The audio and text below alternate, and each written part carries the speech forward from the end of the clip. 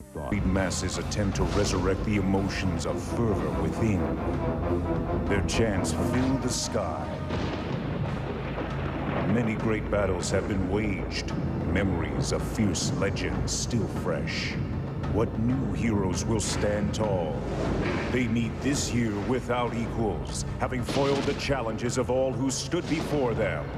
The beasts, the spirits have conquered all.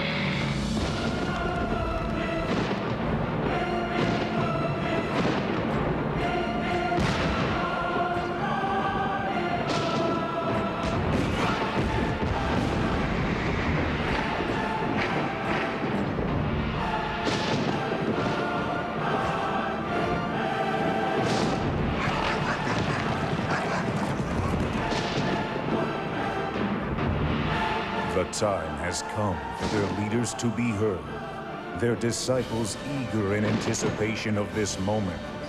They clash here in this annual ritual, a quest for the ultimate jewel. Who will be conquered? Judgment Day is upon us. Well, cast aside all those cold fears of anticipation, the day has arrived for the #1 Florida Gators and the #2 Florida State Seminoles to get it on. The day to play the game. Only the 31st time #1 has met #2 in college football history. It's Spurrier and Bowden. They haven't played that many times, but it's already seems like a long time. And Danny Wuerffel is the main target of the day. That magnificently competent quarterback for the Florida Gators.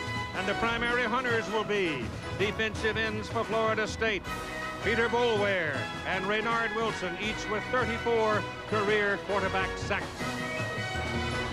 Hello again, everybody, and welcome to the day in the state of Florida for sure, and a very big day in college football.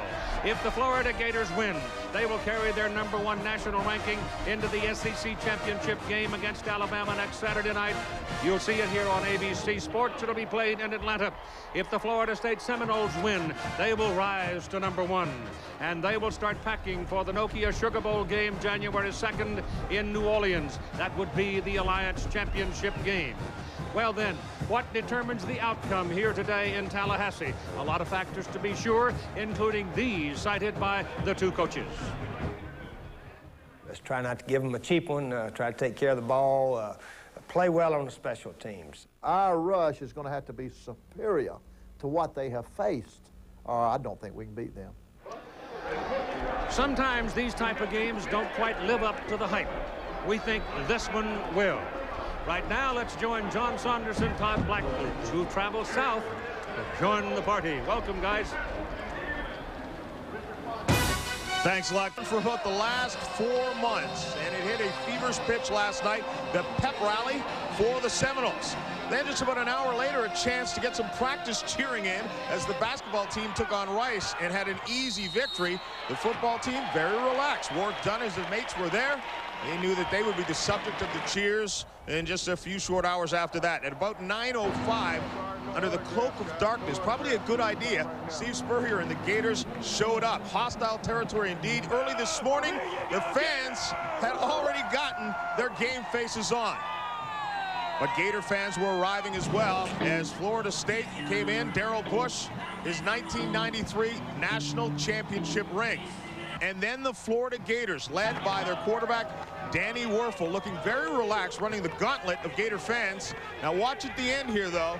One brave Seminole fan looks like he wants to shake Danny Wuerffel's hand, but then he backs it off and decides, no, I don't want to touch that guy. And welcome, everyone. John Saunders alongside Todd Blackledge. We were out in the streets last night. This excitement is just tremendous. It's unbelievable. This is what college football is all about. It's great to be here. We'll hear every hit today. And when you look at this matchup, you got to take it piece by piece. Starting with the running game, I give the edge to Florida. They run the ball 50% of the time. They average 189 yards a game. Now, Spurrier calls this his slowdown offense, but it's very important in setting up the rest of the offense, the passing game.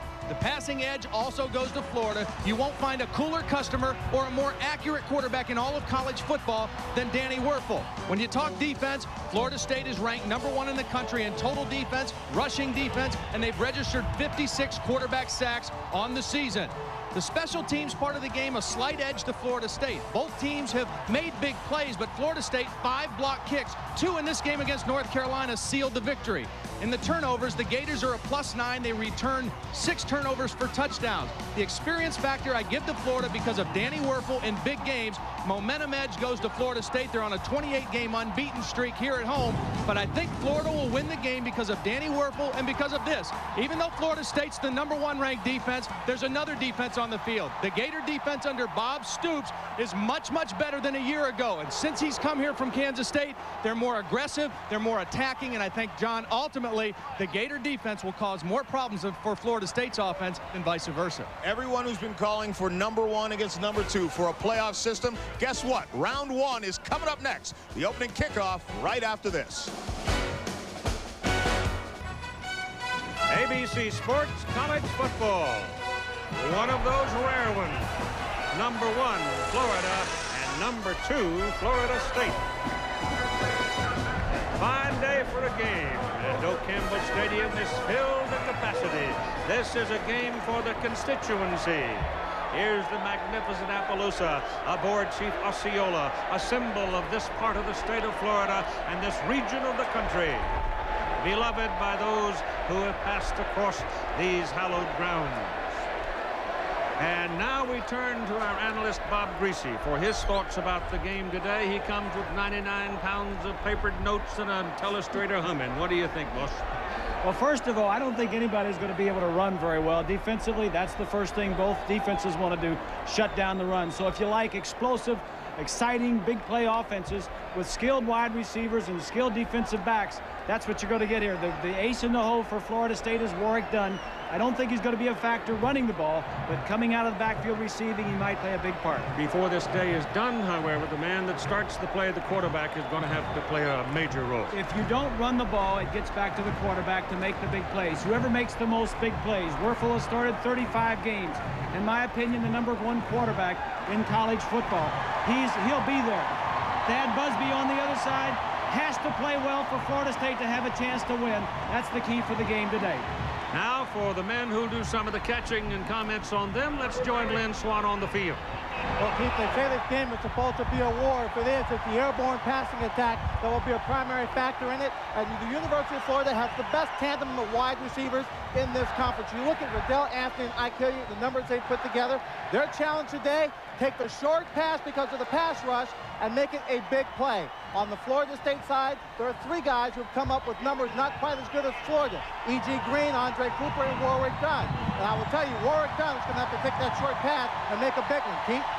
All right, the Florida Gators will have the football first. Florida State won the toss, deferred to accept the kickoff in the second half, but Steve Spurrier pretty well made it known that he wanted the ball if he could get it on the first possession today, because that's how he believes in that offense, that he wants to. There's some advantage in getting that first score on the scoreboard. There is no question about it. Couldn't be a better day, and we're just about set to go. Mac Gentry is the head of an all-ACC officiating team. Scott Bentley will kick it off for the red-shirted home team. Elijah Williams and Jaquez Green and Ike Hilliard are deep people. It's Hilliard 19 and Elijah Williams who are the deepest. And they have to hold the ball on the tee because of the wind, and Bentley knocks it beyond the field of play, and it'll come out for the 20, first down for the Florida Gators. Danny Wuerffel is one of the most efficient quarterbacks in the country, and as you look at his numbers on the year, I should tell you in his career he's thrown 105 touchdown passes. Number 19 for the Chili's starting career catches. The Florida receivers do something with the ball after they catch it.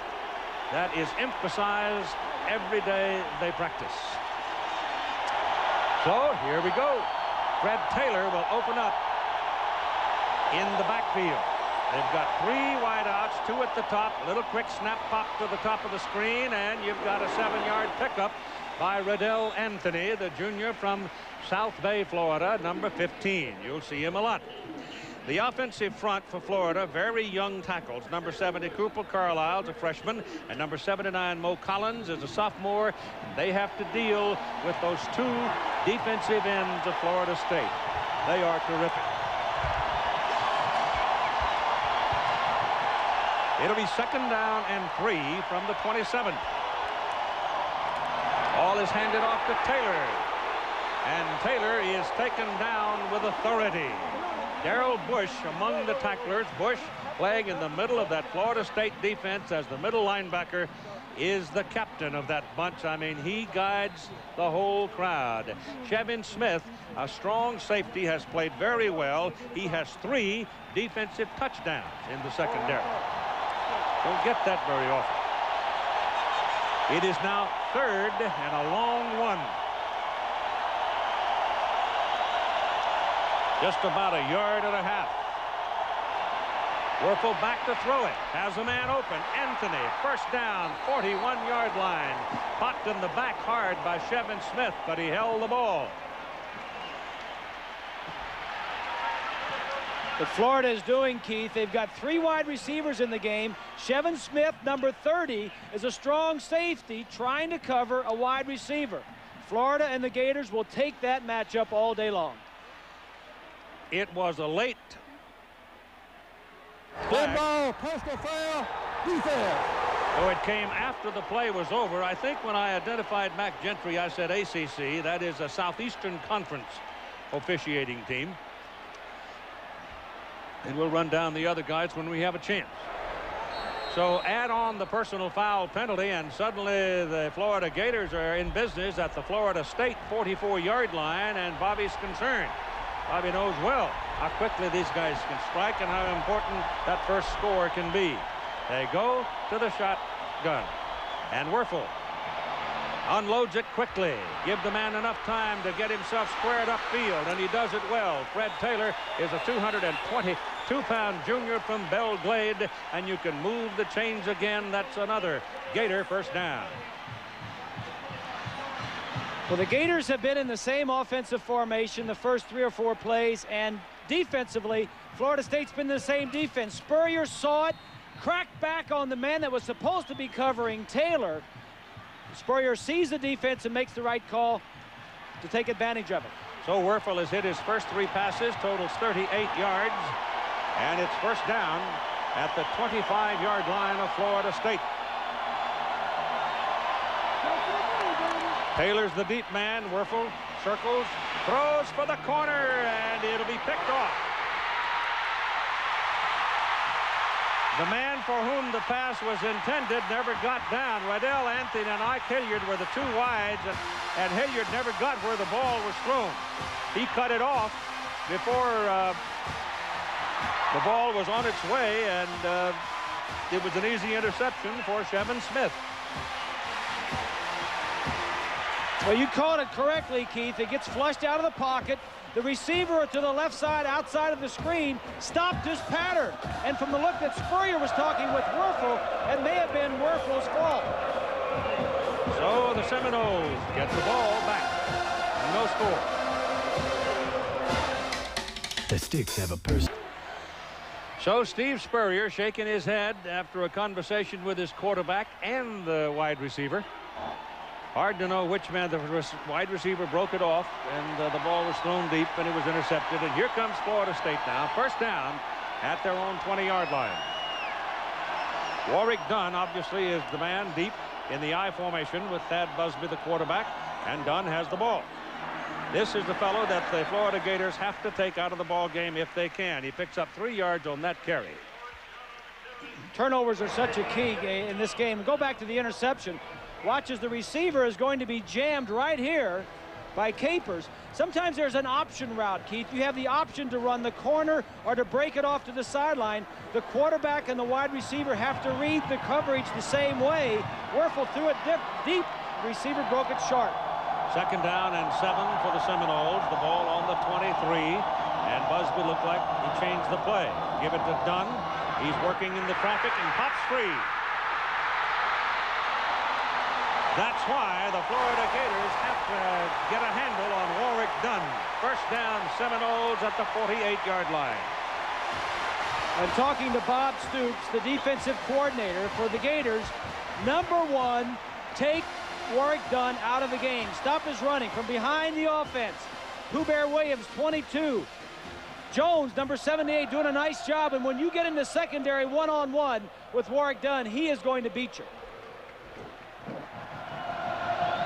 Bob Stoops, the defensive coordinator, came in from Kansas State, has done a nice job with this defense for the Gators. So Dunn, 2 plays, 1 big first down. Knowles, he's got it again. And this time the Gators get him behind the line of scrimmage. That's a good defensive play by Florida. And they take him down back at the 46-yard line. Ed Chester made the play. Busby has only 15 touchdowns versus the 12 interceptions. He's 10-0, however, as a starter. Warrick Dunn, number 28, he's the generator of the FSU defense, and he is now over 1,000 yards for the season. He's done it 3 successive years. That's the Chili's starting lineup. Backs and receivers for the Florida State Seminoles.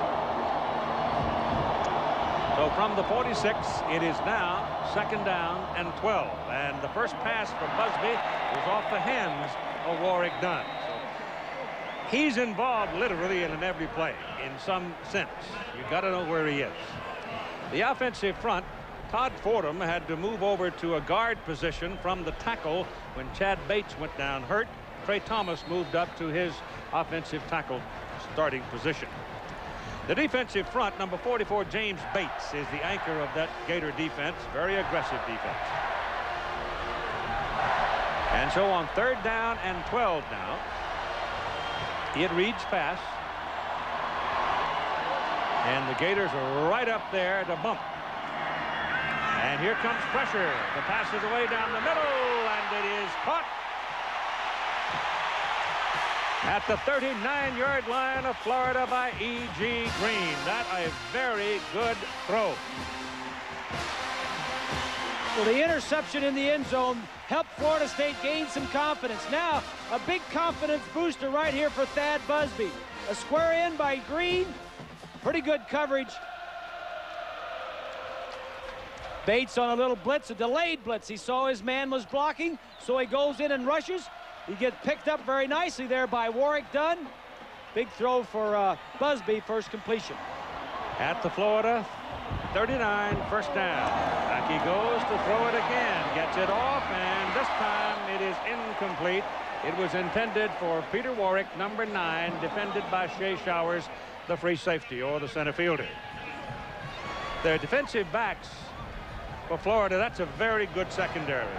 Key man in that group is Lawrence Wright. I mean, he's one of the best in the country at that strong safety. You find him oftentimes right up along the line of scrimmage. He makes a lot of difference, Keith. He's tough on the run, tough against the pass, and a great leader. 2nd down and 10 from the 39. Busby calling the play. Kind of hard to crowd of more than 80,000. Most of them are Seminole fans, and this is Warrick Dunn. He disappeared in the stack, but he just kept on pumping, and all of a sudden he surfaces and shows up next at the 22-yard line, first down. From behind the defense, running to their left side behind Long and Jones. He is small. You can't see him in there. He gets lost, but you got to bring him down. He keeps it alive. He's only 5'9", 185 pounds. I don't know if he's that big, Keith. I don't think so. Doesn't look it. But he's a solid fellow. And I mean, a solid person. First down at the 22-yard line. Done again. A little skip step gets him past the first man and puts him down at the 16. That'll be a 6-yard pickup.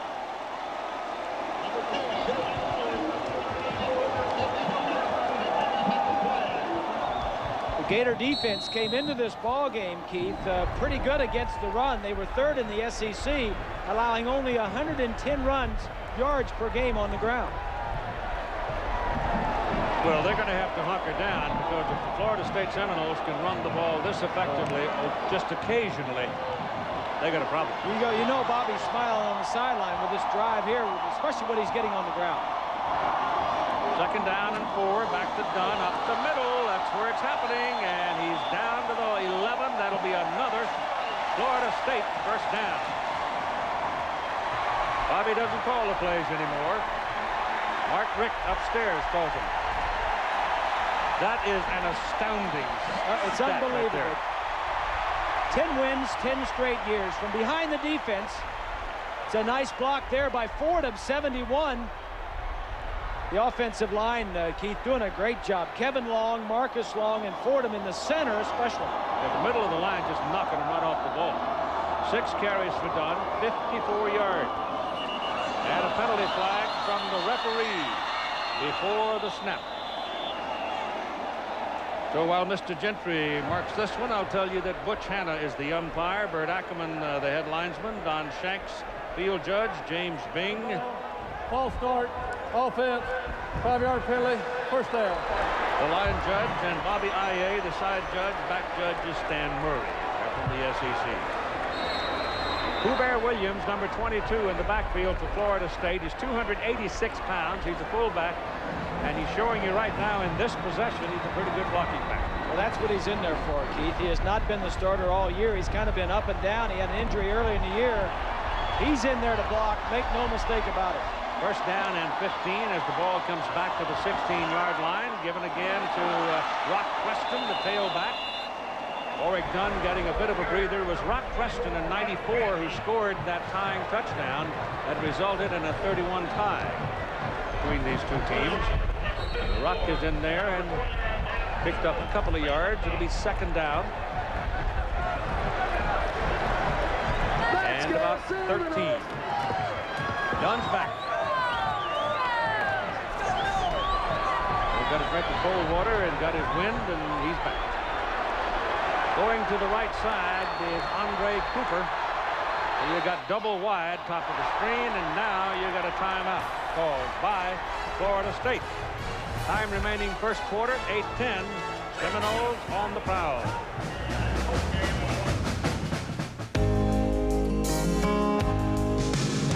BC Sports is brought to you by Chevrolet Trucks, the most dependable law. Well, it's been the Warrick Dunn show since the Florida State Seminoles got their hands on the football. This will be at the 13-yard line and second down and about 12. Florida State in with 4 wide receivers. Out of the shotgun, they'll hand it to Dunn. He tries to bounce to the outside. Can't get away. Run down on the play by number 54, Willie Rogers. We showed you the current drive, 10 plays, and this is a couple of the plays that got him down here. Warrick Dunn behind that offensive line, doing a nice job blocking, but Dunn also finding where the hole is and not going down very easily. Well, he was taken down on that last play back just inside the 17, so call it the 16-yard line, and now they're looking at third down and a little more than 15. No big mistakes here. Just make sure you get at least 3 out of this drive. Busby's pass to the outside to Dunn coming out of the backfield. That's a good defensive play.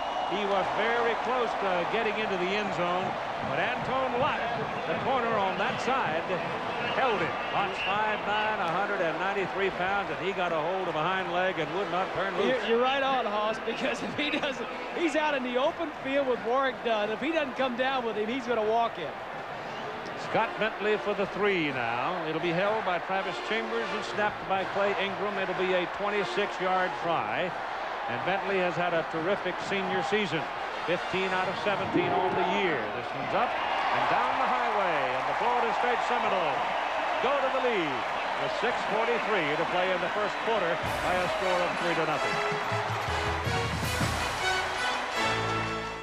Stories for Florida. They've got the best scoring offense, but Florida State has the nation's #1 defense. Who wins that? And also shut down Warrick Dunn. The first drive, Dunn had 51 yards and caught a pass for another 8 yards. Dunn's got the advantage so far. Scott Bentley to kick it off for the Seminoles. Ike Hilliard and Elijah Williams, 19 and 25 respectively, are waiting for it. The wind knocks it off the tee again, so they'll have to hold it. This is the third time this season the Florida Gators have trailed in a football game. They trailed to Vanderbilt 3-0, and they were behind South Carolina 0-6. All early in the game, obviously. Yes. At the 4-yard line, it's Hilliard. Hole up the middle. Out to the 40. They opened up a nice alley for him right up the middle. Next Saturday, a lot of stuff going on here on ABC Sports. Nebraska and Texas for the Big 12 championship. That's the inaugural at 1 Eastern time. BYU, Wyoming in the WAC's inaugural championship game at 4:30. And in the evening, it'll be Florida and Alabama at the Georgia Dome in Atlanta. So stay with us. We'll entertain you. Might even wear you out. First down from the 40. Pressure coming from the other side, and not a whole lot there. Fred Taylor is the man who started the game. Fred Taylor and Terry Jackson are the bigger of the Florida running backs. Elijah Williams, maybe a half a step quicker, better receiver at 185 pounds, the other back. Florida offensively, look at the right side. In the nation, they're first in scoring, second in total, and fifth passing the ball. That was a little, looked like a little shovel pass. Yeah, it was. Terry Jackson is in there right now. They lost 2 yards on it. Been better if he'd have dropped it. Werfel flushed. Danny Werfel is not going to beat you with his feet. Now, as he ran out of there, you've got a penalty flag down on the field, back where he was. So let's see about that call. Some of the big uglies got tangled up back there. Holding Florida. Talking with Steve the other day, he said early in the game especially, he wanted to throw 3-step drop, quick throw, quick passing, get into the game, and not get the sacks and stay away from those 2 defensive ends. So from the spot of the foul, that's winds up a 15-yard penalty. And it'll be 2nd down and 27 now. 5:35 to play in the first quarter. Florida State leading 3-0. Gators haven't done much yet. Werfel hands the ball off. This is Taylor trying to get started and finally does. And gets a little bit of it, but great pursuit by the Seminoles. And he's out of bounds about the 27-yard line. Here's Swanee.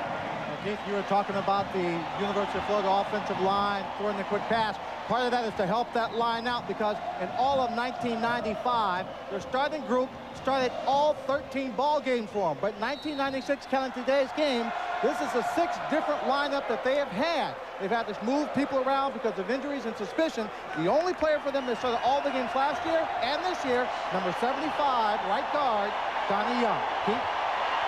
A 3rd down and 23 now.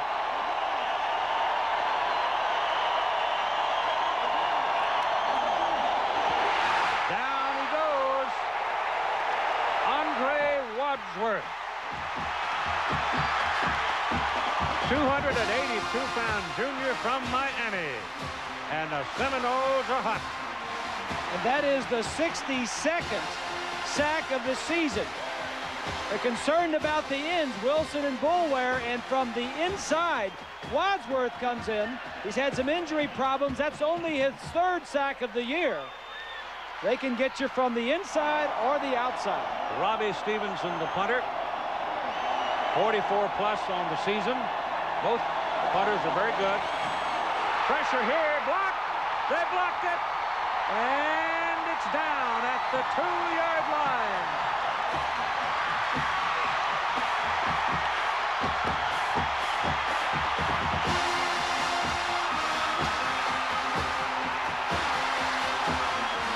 It may have been Chevin Smith. There were 3 or 4 of them that came pouring in. Boulware looked like he was there, so we'll have a look at it and tell you. From the left side, This is the 6th punt. This is the 6th block kick of the year for Florida State.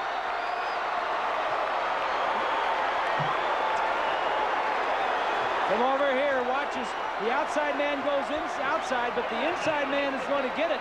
Boulware, number 58. It's just a great layout and a big turnover for Florida State. Stevenson, being a left footer, was much more available to somebody coming from that side. Blocking kicks is not new at Florida State University. They have a history of it. Peter Boulware, number 58, has been catching attention all year, but it's because he's been sacking quarterbacks. In fact, he leads the nation in sacks with 19. But you got two fullbacks in there with Rock Preston at tailback. And a glorious opportunity right here. They hand it to the up man. That would be Pooh Bear Williams. And there is very little there for Pooh Bear as the Gators stack it up. So it'll be 2nd down and goal from about the 3. This is a problem that the Seminoles have, Keith, when they get inside the 5-yard line, because all of their tailbacks are small. Dunn, Preston, and Feast are all small.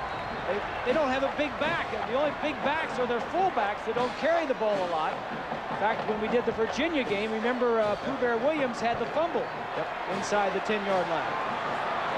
2nd down and goal. If they don't get a touchdown here, Gators will win this scrimmage. There it is. Pooh Bear.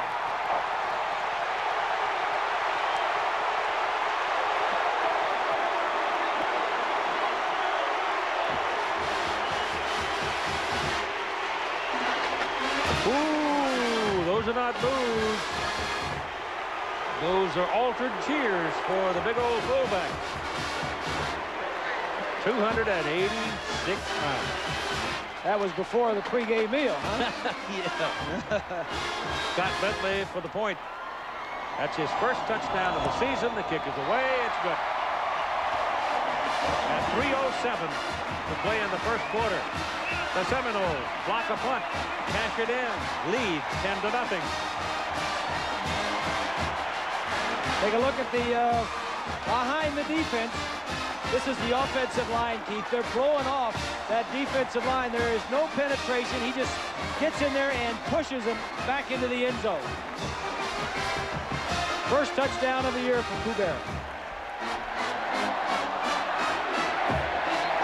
The aerial shots you're enjoying today are coming from the Bud 1 airship, traveling throughout the year, appearing at many exciting sports events across the country. The man at the controls today, Matt Elkin.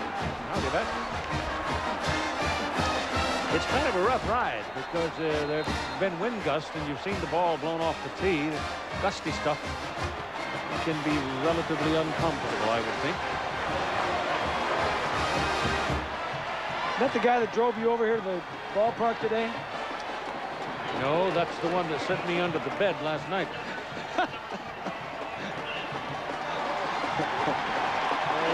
He's having a good time. Leave him alone. It's a festival when these two teams play. College football is a festival most every Saturday everywhere, but this one is Manzion, number 1 and number 2. A game for the constituency, since this is the capital city.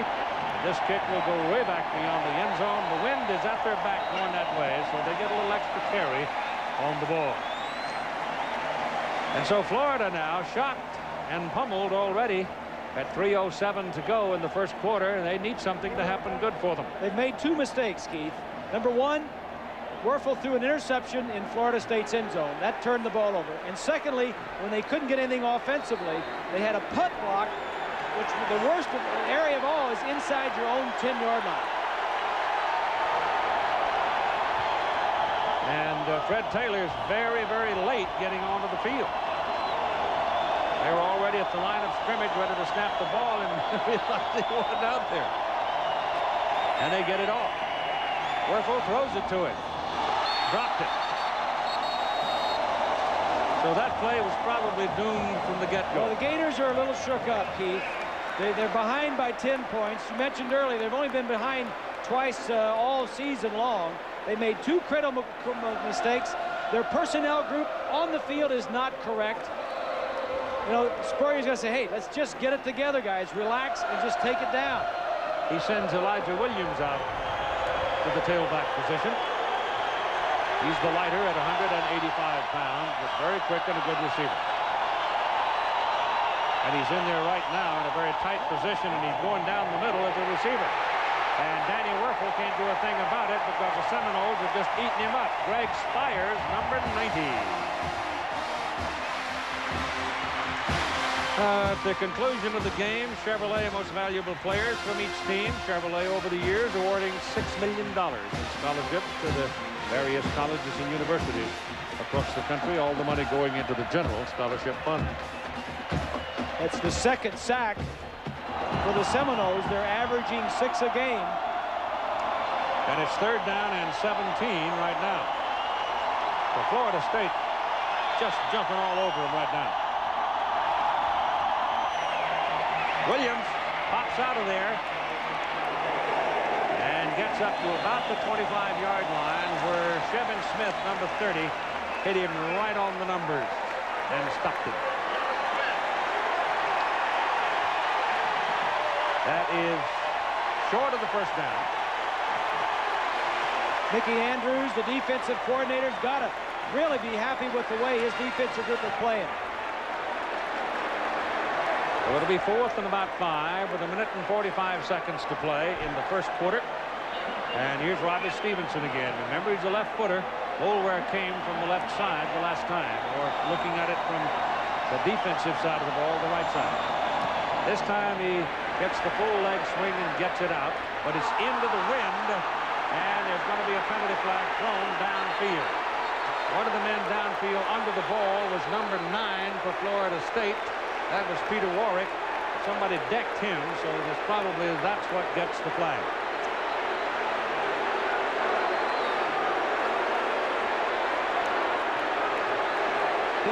He's saying, Mama, I got a headache. Who hit me? He didn't even have a chance. There's another flag back up here on the Florida State 40, and 2 flags down near the Florida 40, and 2 flags down to the Florida State 40.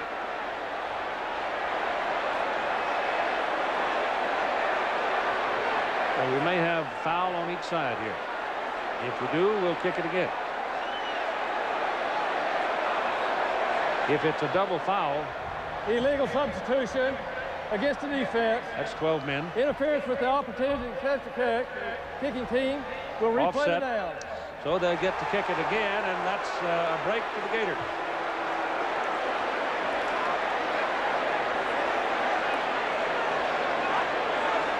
Otherwise, Florida State was going to have that football at around midfield. Yeah.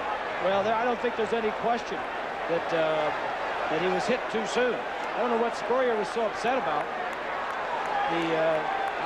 I'd want to re-kick it if I were the Gators.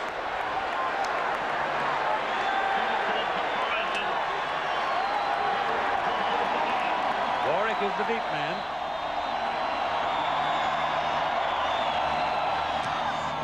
Stevenson gets it out. It's a low liner. There's some room. Number 1 got a piece of him, but now Warwick breaks it. He's got some help and taken down at the Gator 39-yard line. He was 1 man short in his ticket. Otherwise, he would have taken it home. 32-yard punt and an 18-yard return.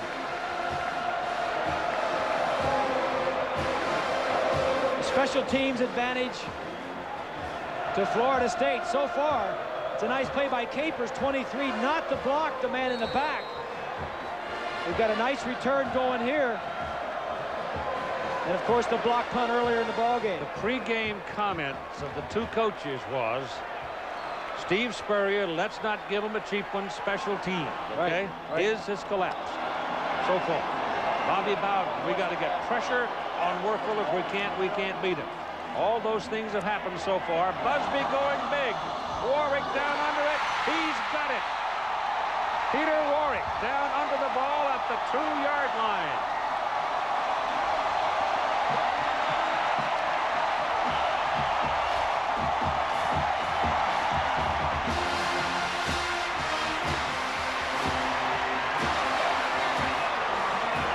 So a huge play. The ball is inside the 2. It's first and goal for the Seminoles. They lead 10-0, and they're looking for more. Like the Gators got off the bus, but they left their heads when they in the hotel when they left. They are not into this ball game, Keith. Everything has gone away from them. They are not making the plays. This is Busby. Throws. Touchdown. Melvin Pearsall.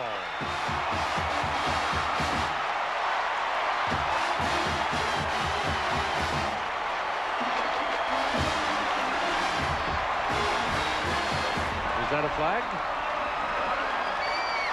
I see a huddle by the officials. That usually means there's laundry on the field. Contact, foul against the offense. Be penalized on the kickoff. It's a celebration. Yeah.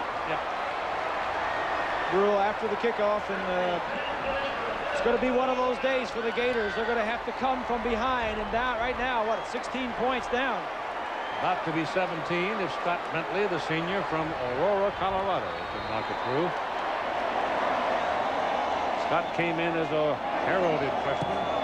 Has had a few bumps on his road, but is heading down the home stretch in high style. That is good, and it's Florida State 17, Florida nothing, with 59 seconds to go in the first quarter. Here's a play that set up the touchdown. First down right after the punt return. Busby looks to the right. Now he's got single coverage. Weary, number 24, doesn't see the ball. Warwick makes the play. Warwick sees it. That's a good catch. Yeah, that's a case of a receiver making the play. Well, he had the coverage. He just didn't make the play. And Busby, the more this goes on, the more his confidence level rises. Here's the touchdown. Little fake to our left. Or when you're running and throwing the ball, you know, and then you can run the ball first down passes on the goal line. That's like stealing right there, that pass to Pearsall for the touchdown. Big old tight end got one. Yes, sir. They throw it to him down inside the 5. Here's a look at what Florida has done with their first 3 possessions. An interception, a block punt, and then a punt that was returned for about 25 yards. Ike Hilliard and Elijah Williams are the deep people as Bentley has kicked it out of the end zone previous times, but this one is caught at the 7 and will be returned by Ike Hilliard. And he gets it back out to the 45-yard line. So that's a pretty good return by Ike again. And a good place to start. Florida State defensively. First quarter. Interception. There's a sack. There's another sack. Tops in the nation, setting the tone first quarter. And the Gators now shocked. Try to shake it off with Elijah Williams and Perry Jackson in the backfield. Different alignment here. Looking for something different from the 45. First down. 48 seconds. First quarter remaining.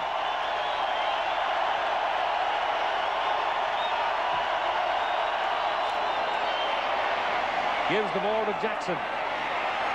Big play for Terry. The 213-pounder runs it all the way down to the Florida State 35-yard line. First down, Gators. This is a play that Steve, I think, put in this ball game. Whenever you have ends up the field, that's always good.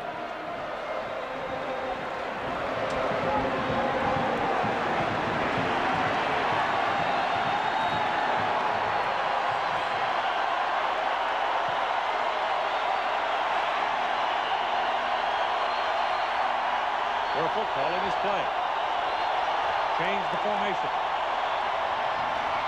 Run it with Williams. Couple of yards, that'll do it. And time will tick out on the first quarter. So after one surprising score, Florida State 17, Florida nothing.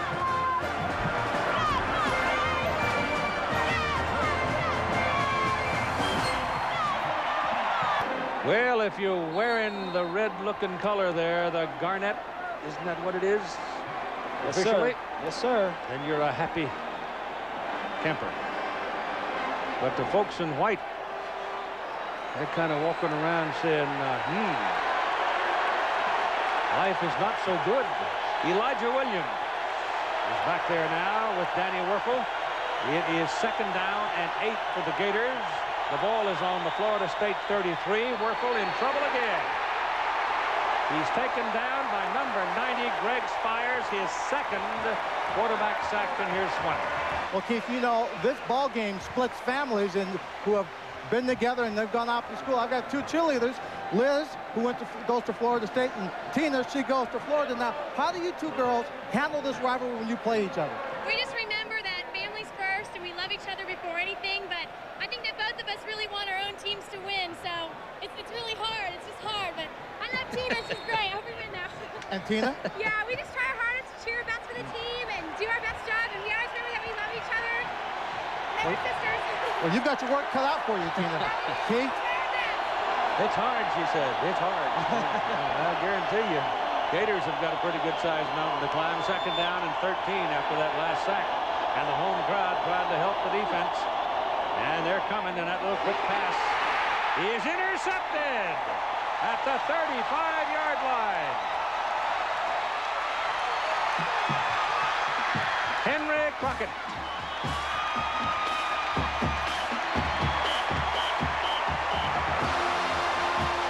Hilliard was the man for whom the pass was intended, but I don't think Ike ever touched it. Florida State defensively is dominating this game. Wuerffel checking off, tries to hit the pop pass, doesn't see the interception because it's deflected up into the air, and Crockett, number 45, got through 3 turnovers for Florida in a little over a quarter. Willie Cohen's put the quarterback down on every play. The Noles are trying to put Wuerffel on his back. So it's 1st down for the Seminoles at their own 35-yard line. And here comes Warrick Dunn. And he makes you hold your breath if you're on the other side. You pick up about a yard on that play. Here's a look at the numbers in the 1st quarter. You notice the 1 turnover for Florida does not show the block punt in there. Plays about the same time of possession, but it's the mistakes, Keith, the turnovers and the block punt. 2nd down and 9. Dunn again. Bates and Lawrence Wright. Lawrence Wright, the strong safety, was literally on the line of scrimmage that time and locked his legs at about the 40-yard line. So it'll be 3rd and 5. We're in the 2nd quarter of play. 13-15 to go to the half. 17-0. Florida State leading. The Seminoles have won 7 of the last 10 meetings with Florida. All the Noles have to do if they can win this is back from Yolans and Dyer. Busby's pass a little bit behind Peter Warrick. And incomplete. So here comes Sean Liss, the Florida State punter, onto the field, and he's a good one. Averaging up around the middle 40s, just under 43 per kick. Jaquez Green is back. You give him a little daylight, and all you hear is a whoosh. No pressure to speak of. Low kick, though, and Green fumbles the ball. But he covers it. And Steve Spurrier has a very dry throat for the moment. My goodness.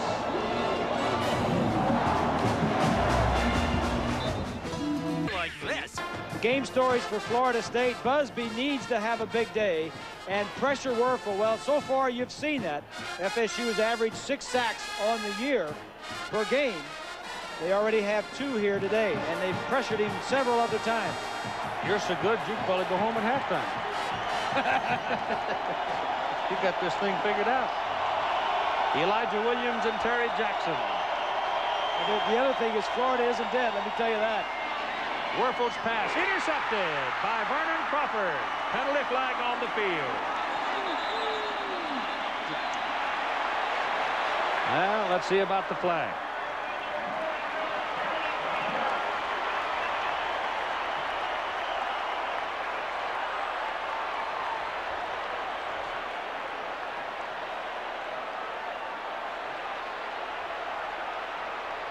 Gators are saying it's against the Noles. Let's see. Interference. Defense. Interception goes away. Yeah, it's a tough one for Bowden, but it's a big break for the Gators. Wuerffel, I don't know if the receiver that he was trying to get the ball was jammed to him, but he just underthrew it. Crawford was right there. And how about the game plan put together by Mickey Andrews? So far, it is outstanding. But letter perfect. But when you put pressure on a quarterback, Keith, I don't care how good he is. If he doesn't have time or doesn't think he's going to have time, he's going to throw it a little quicker. Well, Danny has good reason not to feel right about now. He doesn't have time. He's been on his back all day. 1st and 10. Wuerffel's put some air under it. He's got Anthony down there. It's touchdown, Gators. No, they call him out. No, they call him out at the 1. They've called him on the chalk. Anthony come back. He wants a debate, but they pull him away, and I thought he cantered in, but look for yourself. Here are your skill players. Outstanding speed at wide receiver and very good defensive backs, but this is just a streak. Anthony goes by him. Don't count the Gators out, Keith. They have too much skill and too much big play and explosiveness. 17 points doesn't affect him, and he is out. Yeah, he hit the chalk. Yeah, he is out. He could have made it in there if he'd have paid attention to it, but it's 1st down and goal from the 1 now for the Gators.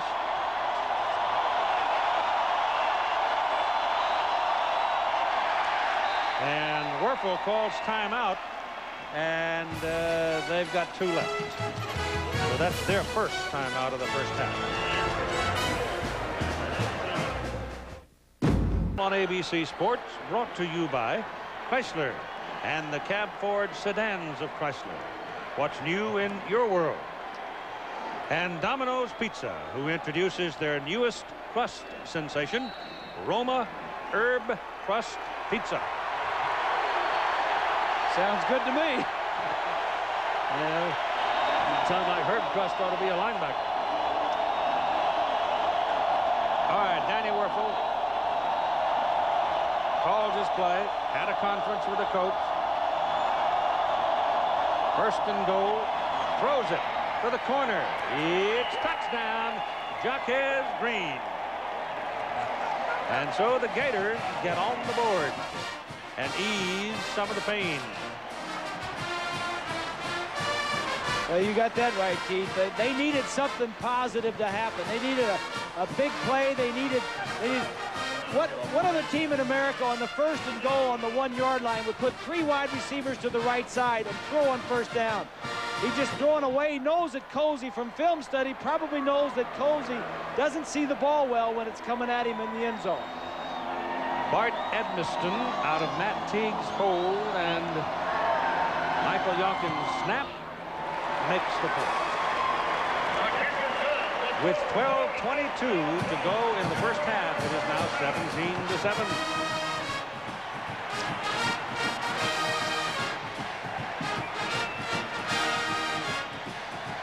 Coming up next here on ABC Sports, think that kid's going to. You think he's going to make some money, don't you? I'd take the kid, yeah. I'll take the kid. Who do you like? Oh, I like Freddie. But you know what? Tom's just whacking it. Dead solid right now. Hitting it is solid. It's unbelievable what Tiger Woods has done, Keith, on the PGA Tour in the short period of time that he's been out there. Right. He's too young to know how hard it is. Yes. Yeah.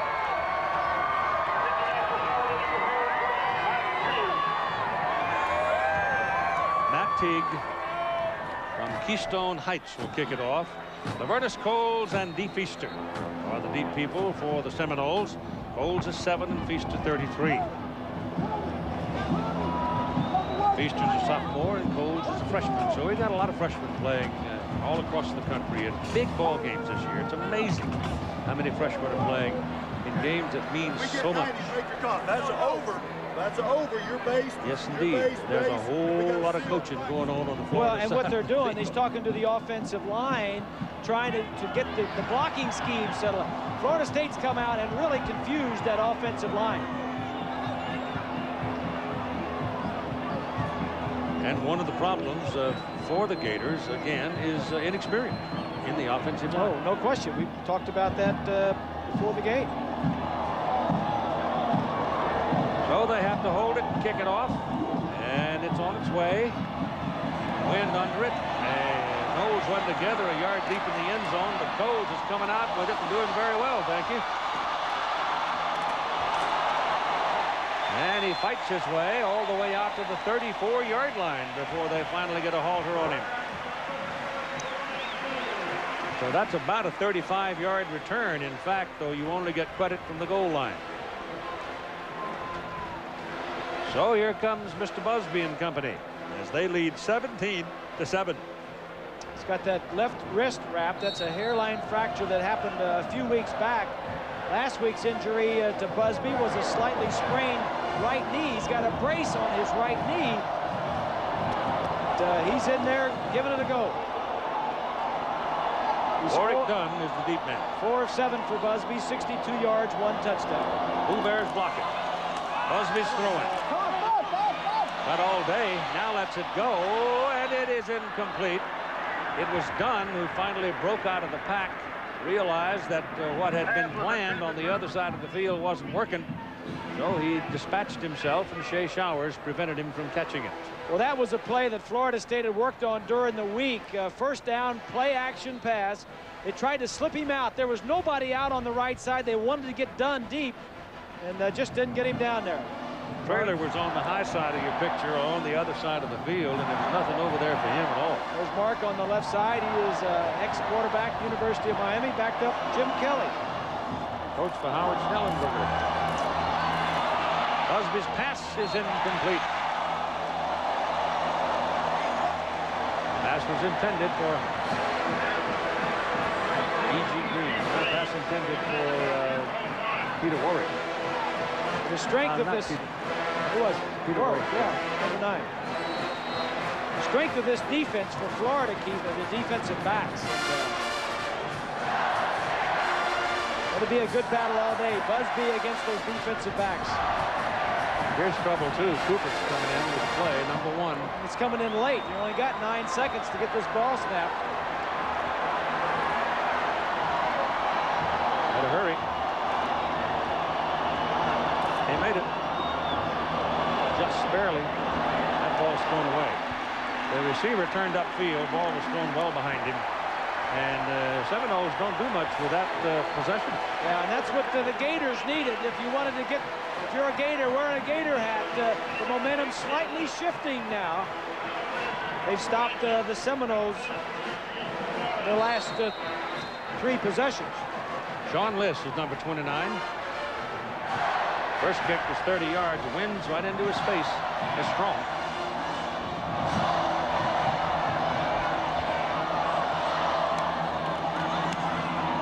No, that's not very good. Tail dragger, though. It might roll some. And it rolls inside the 30 to the 29-yard line. So it winds up not too bad. 11:42 to go in the first half. 10-point lead. Seminoles. Campbell Stadium, Seminoles got their first win. Steve Tenzie, Fred Biletnikoff, 55-yard touchdown. Backup quarterback for the Florida Gators, Steve Spurrier. Then and now. Fred Taylor, the deep back. Florida's ball on the 29.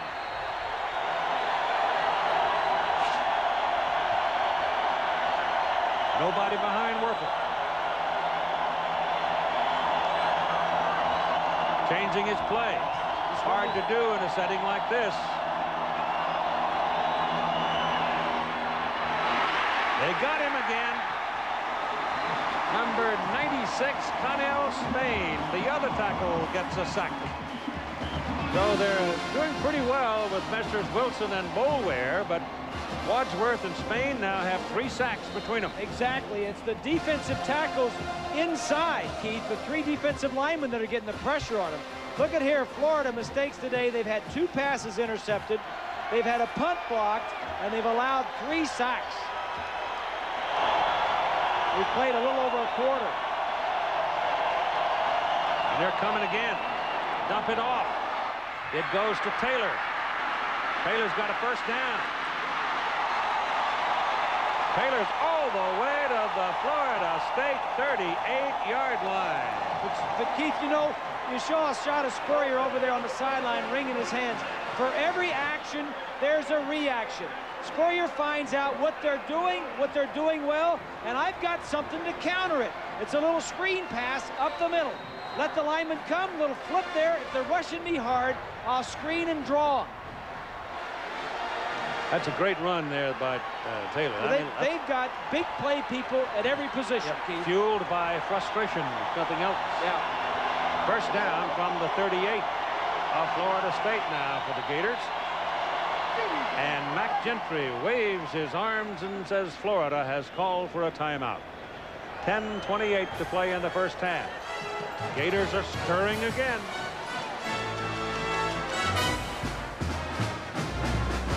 Ordinarily, you'd say that was the best seat in the house on the Bud 1 airship. Not today. It's bumpy up there. It's gusty winds, but it sure does give you a pretty picture. The crowd today, as you look down upon Doak Campbell Stadium, the crowd, 80,932. That is a new stadium attendance record. The previous record, 1995, when the Hurricanes were here from Miami, 80,350, and we had 80,230-something the Virginia game earlier this year. Look at the defensive line, Keith. The linebacker sneaking up in the defensive line. It creates problems for the offense. Werfel has a little time, gets it off. It is intercepted. No, dropped. He had it in his hands, and as he fell, he could not hold it. It was Sean Hamlet. Ike Hilliard was down there, but Hamlet really was the only man with a chance to catch it.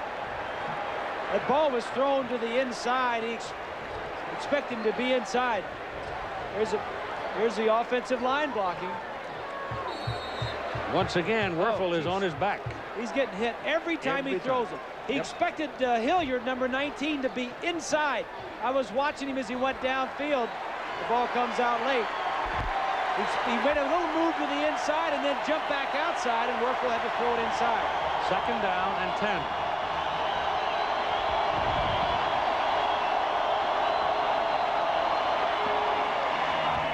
That's thrown to the outside. Hilliard's inside. They're not on the same page. And there's a flag.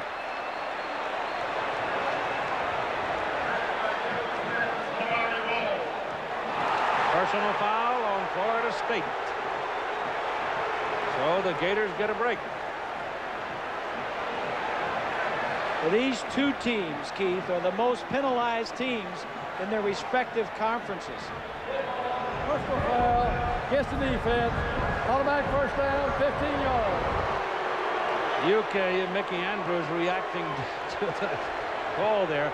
But you can hear how hard the wind's blowing off the referee's microphone. That's Crawford, 47, right there at the end of the play. I don't know if that was what they called or not. 5 flags and 61 yards against the Seminoles so far. It is now first down Gators at the Seminoles 23. This is Taylor and Fred Taylor. Wigwags and slips and slides and squeezes and squirms and gets to the 19. He got 4 yards. This field is very firm, very fast field. It's a fast track, and Florida State wants it that way because they've got a lot of skill players, wide receivers, running backs, and DBs. That's the way they like it, but Florida, they like that recipe also. Jaquez Green is that man way down at the bottom of the picture. Anthony is a little closer to the ball. They're on the same side. Werfel puts it up. Nobody there. Again, they're not on the same page. Werfel was flattened again, and there's a penalty flag thrown right down where he was knocked down.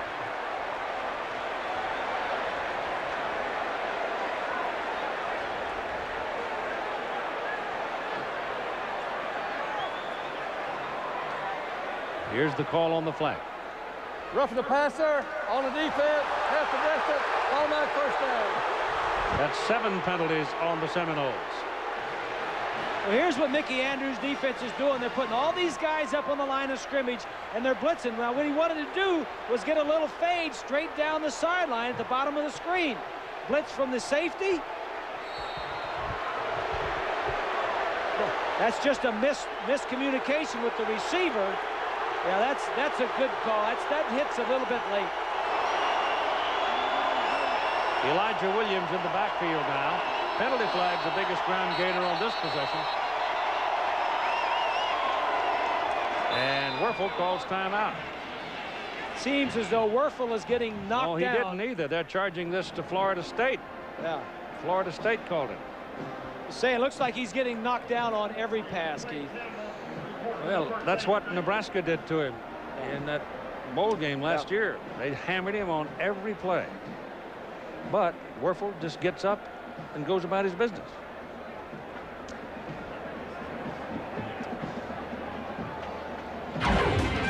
Tonight at 8 Eastern Time here on ABC Sports, Lou Holtz will take the Fighting Irish from Notre Dame into the college. And it's partly his call, I guess, and maybe not all, but there's a good bit of conversation about it because there is no question what Southern California had not performed to the level that he, the players, and everybody else expected. And that's one of those rivalries, Keith, where Notre Dame just seems to own the Trojans. I think that USC has not beaten Notre Dame in the last 13 games.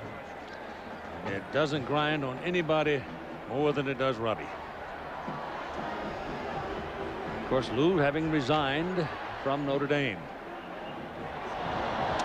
And still hasn't told anybody in his own words why. Just thought it was the right thing to do, which with $40 and will get you a couple of loaves of bread at the grocery store. But there's more to it than that. He speaks very highly about it, but he'll be. Now that was the last one. Elijah Williams, the running back. 9.5 minutes to go in the first half. Florida trying to score again. 17-7 ball game. Crowd coming up, trying to help the defense. Pressure coming. Wuerffel's pass. Touchdown. Jaquez Green.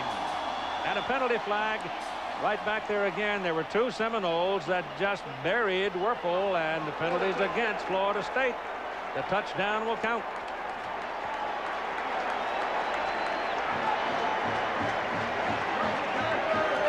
Automatic first down.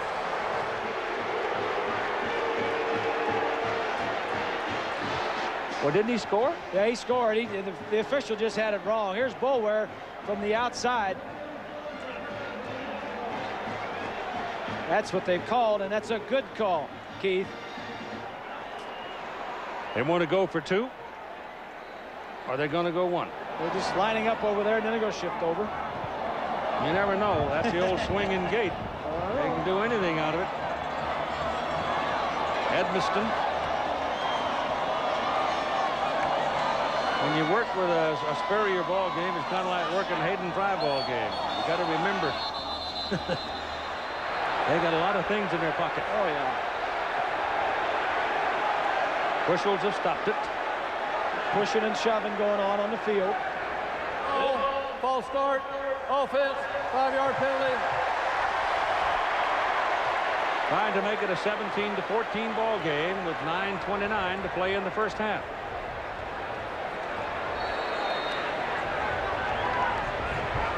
Took a long time to get order on the Gator side, but looks like they've finally gotten themselves into the ball game. Oh, that snap was almost bobbled away, but they get it down and get it up, and it's good. So Edmiston makes it, and now it is a 3-point game.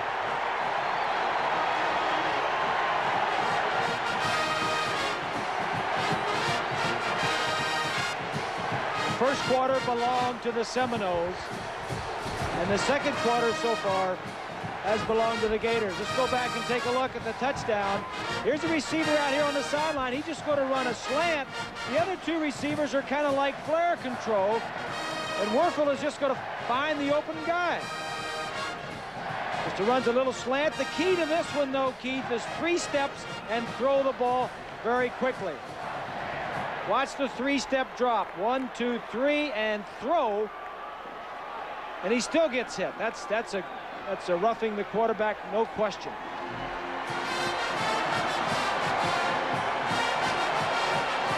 Here's a look at it from the other side. Just running slants, and those are easy passes to throw if you're getting pressured. When you get knocked down like that 35 or 40 times in the first 3 quarters of a football game, the fourth quarter can get very long. Well, Wuerffel has thrown the ball 12 times. He's been pressured twice and knocked down 7 times, Keith, and sacked 3 others. So every time he's throwing it, somebody's in his face. They will kick off from midfield after the penalty. That possession, 6 plays, 71 yards. Jaquez Green's touchdown is a 9-yard reception. And of course, that's in the stands. Souvenir. Here's Swanee. Well, Keith, Danny Wuerffel is taking a lot of hits, but he's hanging in there. But right down the sideline, they're working on him. They're working on his jersey. While they haven't ripped him apart physically too badly, they're ripping his jersey right off his back. So the equipment guy had to come over and sew him up before they send him back out, Keith. Yeah, but the thing you like about this guy is his expression doesn't change. His manner doesn't change. His demeanor is the same. He's respectful of even the guy that's pounding on him. He just simply gets up, goes out there, and sticks it right in his ear again. He's a class act, Keith. He says, you know, it's all right. Good hit. I'll just beat you the way we're supposed to beat you and the way it's going to hurt you the most, and that's score points on you. So it's first down for the Seminoles with Warrick Dunn. The deep back from the 20-yard line. They've been pretty quiet now for a while, and Warrick Dunn breaks it out. Is he exciting or what? And finally, the Gators get to him at the 30-yard line. Lawrence Wright finally ran him down. 50 yards. So the young man from the city of the Red Stick is having a day. Take a look at the blocking up front. The defensive play. Stay in your lanes. There's a missed tackle right there. That's Kirsch, 42, that missed the tackle, and one man in the secondary is not going to bring him down. Wright, number 4, is going to come into the picture and just kind of wait for him, wait on him, and brings him down. 106 yards on 10 carries. Somebody lost a shoe as Pooh Bear Williams hammers over the left side for a yard.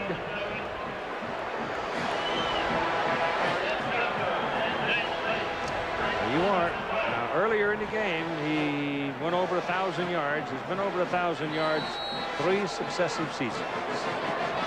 The thing that impresses me, Keith, in doing all of that, he has also caught 128 passes in his career, 12 touchdowns. And he's helping raise his brothers and sisters. Yes. Call it second down and 10. 8.5 minutes to go in the first half. 17-14 ball game. Up the middle, Dunn. He's going to be at about the 26. Middle linebacker, Darrell Bush. The leading tackler, Bates, yeah. Both middle linebackers with that 44. Yes. They both occupy a lot of territory. And both lead their teams in tackles, Keith. Yep. Very heady player. Did that as coach. They're down and 6 now for Florida State, trying to answer the 2 touchdowns by the Gators, and that ball is thrown wide to the right, and it'll bring up 4th down. And let's see about the flag. It's thrown by one of the people on the side, on the far side. It's against the Seminoles. Well, they're making a lot of mistakes now. That's about 8 penalties on them. Steve says, take him back, let him do it again. On the offense, 10-yard penalty from the spot of foul, 3rd down.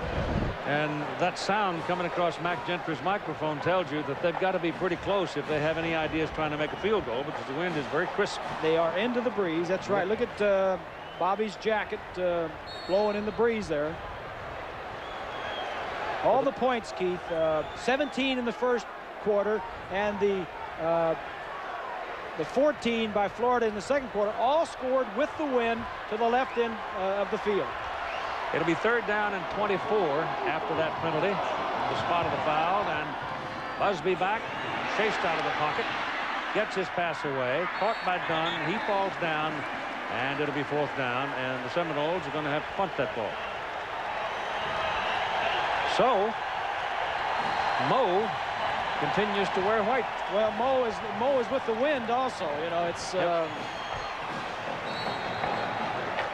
how often do you see that in a big game? A lot of pressure on the game. One team comes out sky high and the other is flat, and then the momentum reverses itself.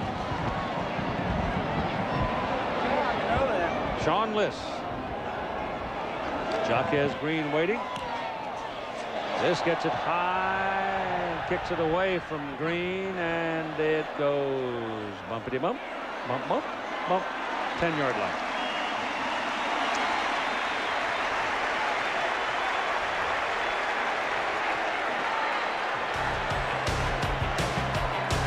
This is Florida's last possession. And as we said a while ago, the old penalty flag was the leading ground gainer in that possession. And Wuerffel says, you knock me down, and I'll get you back. Obviously, Mickey Andrews, the defensive coordinator, and the defensive staff for Florida State wanted to come out and knock Wuerffel down every time he threw it. Gators start on the 10. 1st down. Wuerffel turns, hands the ball to Taylor. And Taylor is hit right at the line of scrimmage by Shevin Smith. A strong safety. What's Danny Wuerffel done today? He's thrown it 12 times, 3 sacks, 2 interceptions, 2 pressures, 6 knockdowns.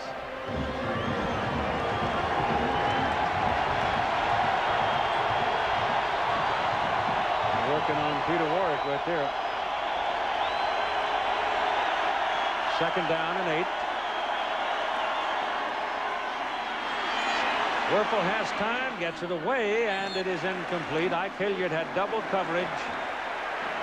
He did not have time to take a look at the deep man.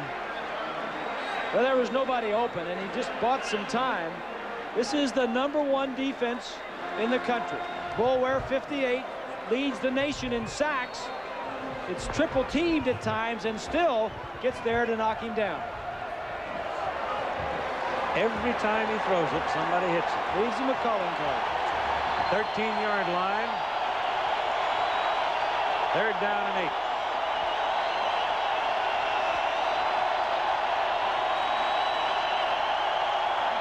Crowd trying to help the defense. Wuerffel trying to change the play. Can't do it. Calls time. That's their last one at 6:10 to play in the 1st half. So both teams now are out of times out. Or is it timeouts? Tomorrow night on ABC, start degrees. Very pleasant day, Tallahassee, Florida. Home team leading at one time by 17, now leading by 3.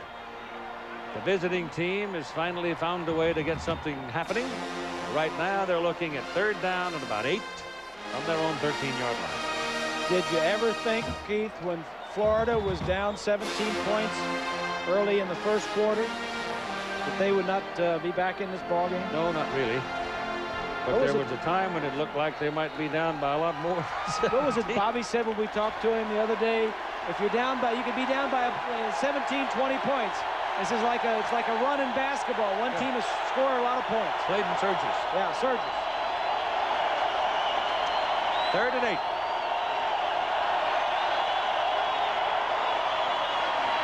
Passes away. Man is there. Rydell Anthony out at the 25-yard line. 1st down Gators.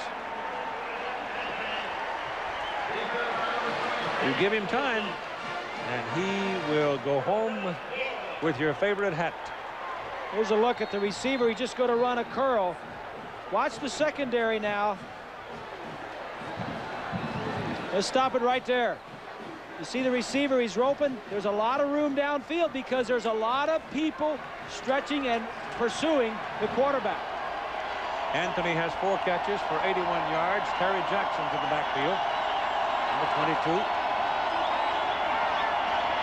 That ball is thrown away. He was trying to loop it out to Terry Jackson, but Jackson had a lot of company. Big old Vernon Crawford, all 240 pounds of him, a linebacker, was right there with him. That Boulware gets around too. You know, that Boulware and Renard Wilson, 55. Those defensive ends have no problem going out with a receiver in the flat. There's a lot of good defensive ends, Chris. Yes, sir. Got a lot of good pairs of defensive ends, too. Right. Fred Taylor's back. Werfel goes up under center, wanted to change it again, and the crowd sensing it, just giving him the business. He gives it away to Taylor. And Taylor is not going to get anything out of it on 2nd down and 10, so it'll be 3rd down and about 9.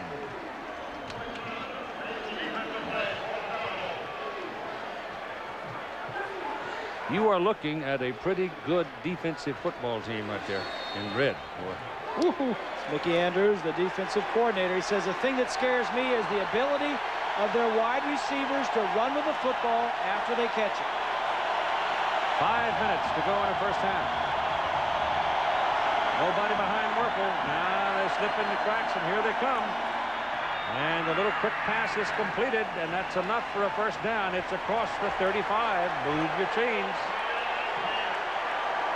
This is the pressure defense. Spurrier said earlier in the week, he says all these defensive coordinators must have went to a convention to play the same way. Look, they're all at the line of scrimmage. There's nobody back deep in the secondary. Everybody is get their linebackers up in the line of scrimmage, get tight coverage, bump and run, and don't give the quarterback a lot of time to throw the ball. To do that, you got to have good cornerbacks.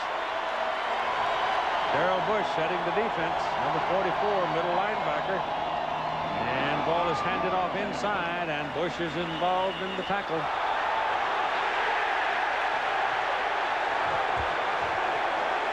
Let's see about the flag. Came a little late.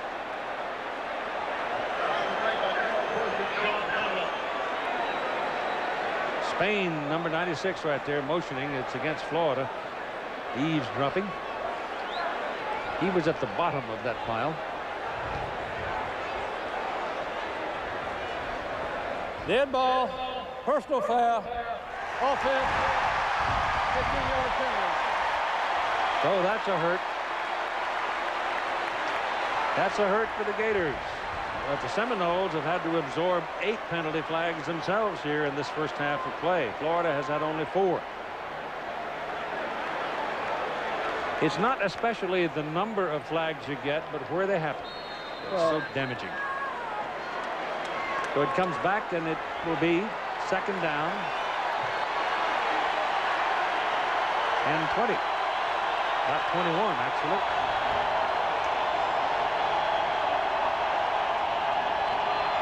Here he comes, got it away, past to Taylor. Taylor ran right out of the arms of Spain and pounds his way up to the 45-yard line.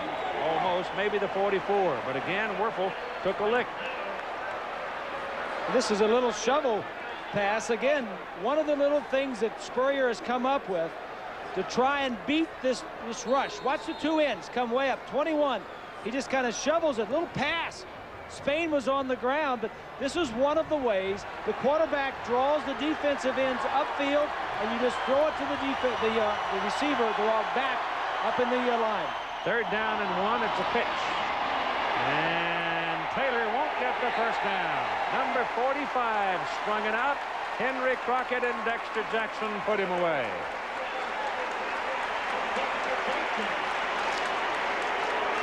You think these guys don't like to play defense like this, Keith? Aggressive, in your face?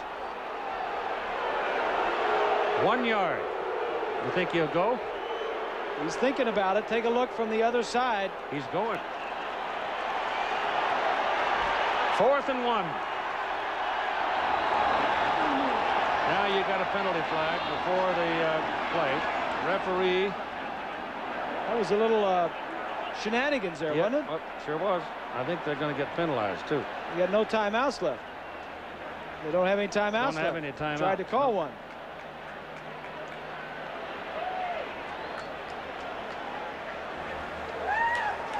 Dead ball, offside, defense, first down. Hey! Darrell Bush, believe it or not, was the man that was flagged on that play. Offside, they called.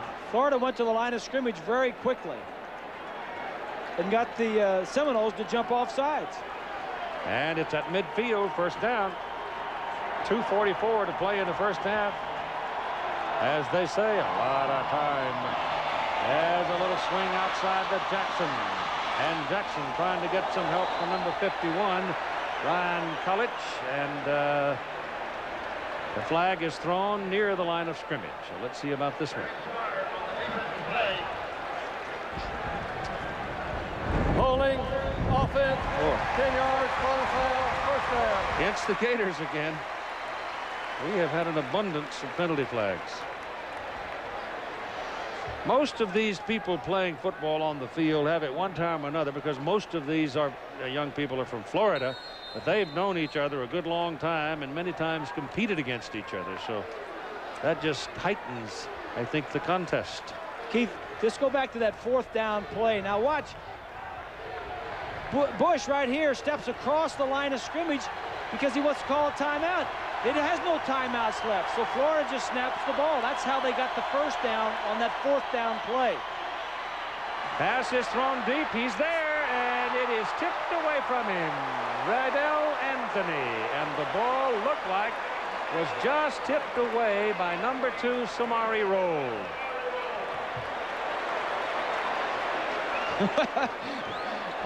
We told you there'd be a lot of action. There's a lot of skill players, a lot of explosiveness. It's just straight down the field. He just gets enough of it to deflect it away from him.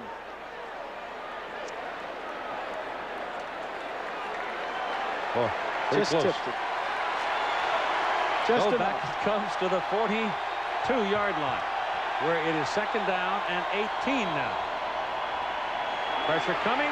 Werfel ducked away from it. Has to pull it down, and he's run out of bounds at the 44.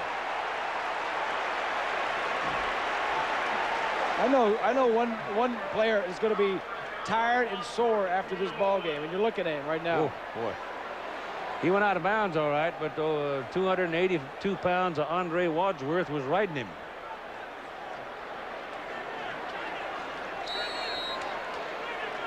So make it third down and 16 now for the Florida Gators at 1:55 to play in the first half. 17-14.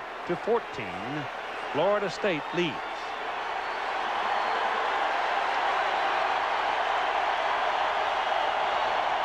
We've got 5 receivers available for Werfel now. They've got to protect him.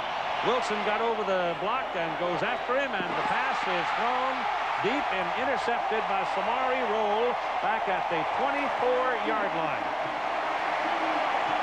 And Werfel got out very slowly because Wilson really let him have one. Well, there was no backs in the backfield, Keith. There's single coverage everywhere. Single coverage out here, but the problem is right here there's no backs in the backfield to help protect, and the defensive linemen see that. He just jumps over him. Werfel knows he has to throw it quickly and threw it way before the receiver was past Rolle. 55 is Renard Wilson, and he's alone. There is pressure on every play. There is pressure from the defense for Florida State to get to him, and if they don't get to him, Werfel's going to put pressure on the defensive backs with his receivers. So here they come from the 24-yard line. The ball is handed off to Warrick Dunn, and he's on the loose again. Out to the 47 for a first down.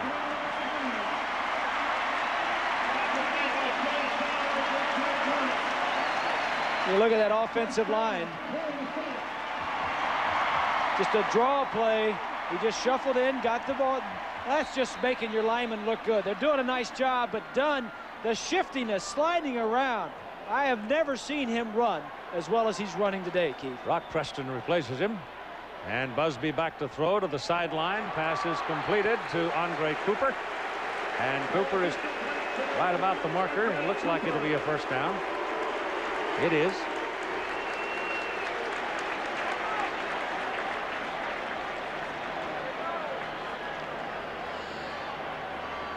A minute 25 to go in the first half. Noles have time.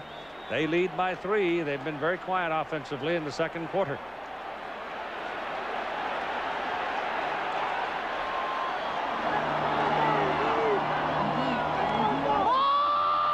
Busby gets it away under pressure. It's going deep, and the pass is incomplete. Lavernus Coles, the speed burner, was down the field and had no chance to make the catch. And so for a change, the Gator defense puts Busby on his back. As you mentioned, Coles is their fastest wide receiver, Keith, and a true freshman. Weary had the coverage. You know, I remember Weary when he showed up in a ball game as a freshman, and he had a tremendous second half. You know, everybody goes, "Ooh, who is that kid?" Well, he's been a starter ever since, I think. Yes, he's been a 4-year starter, 3-year starter. But this secondary is awfully good, Keith. Maybe one of the best in the country.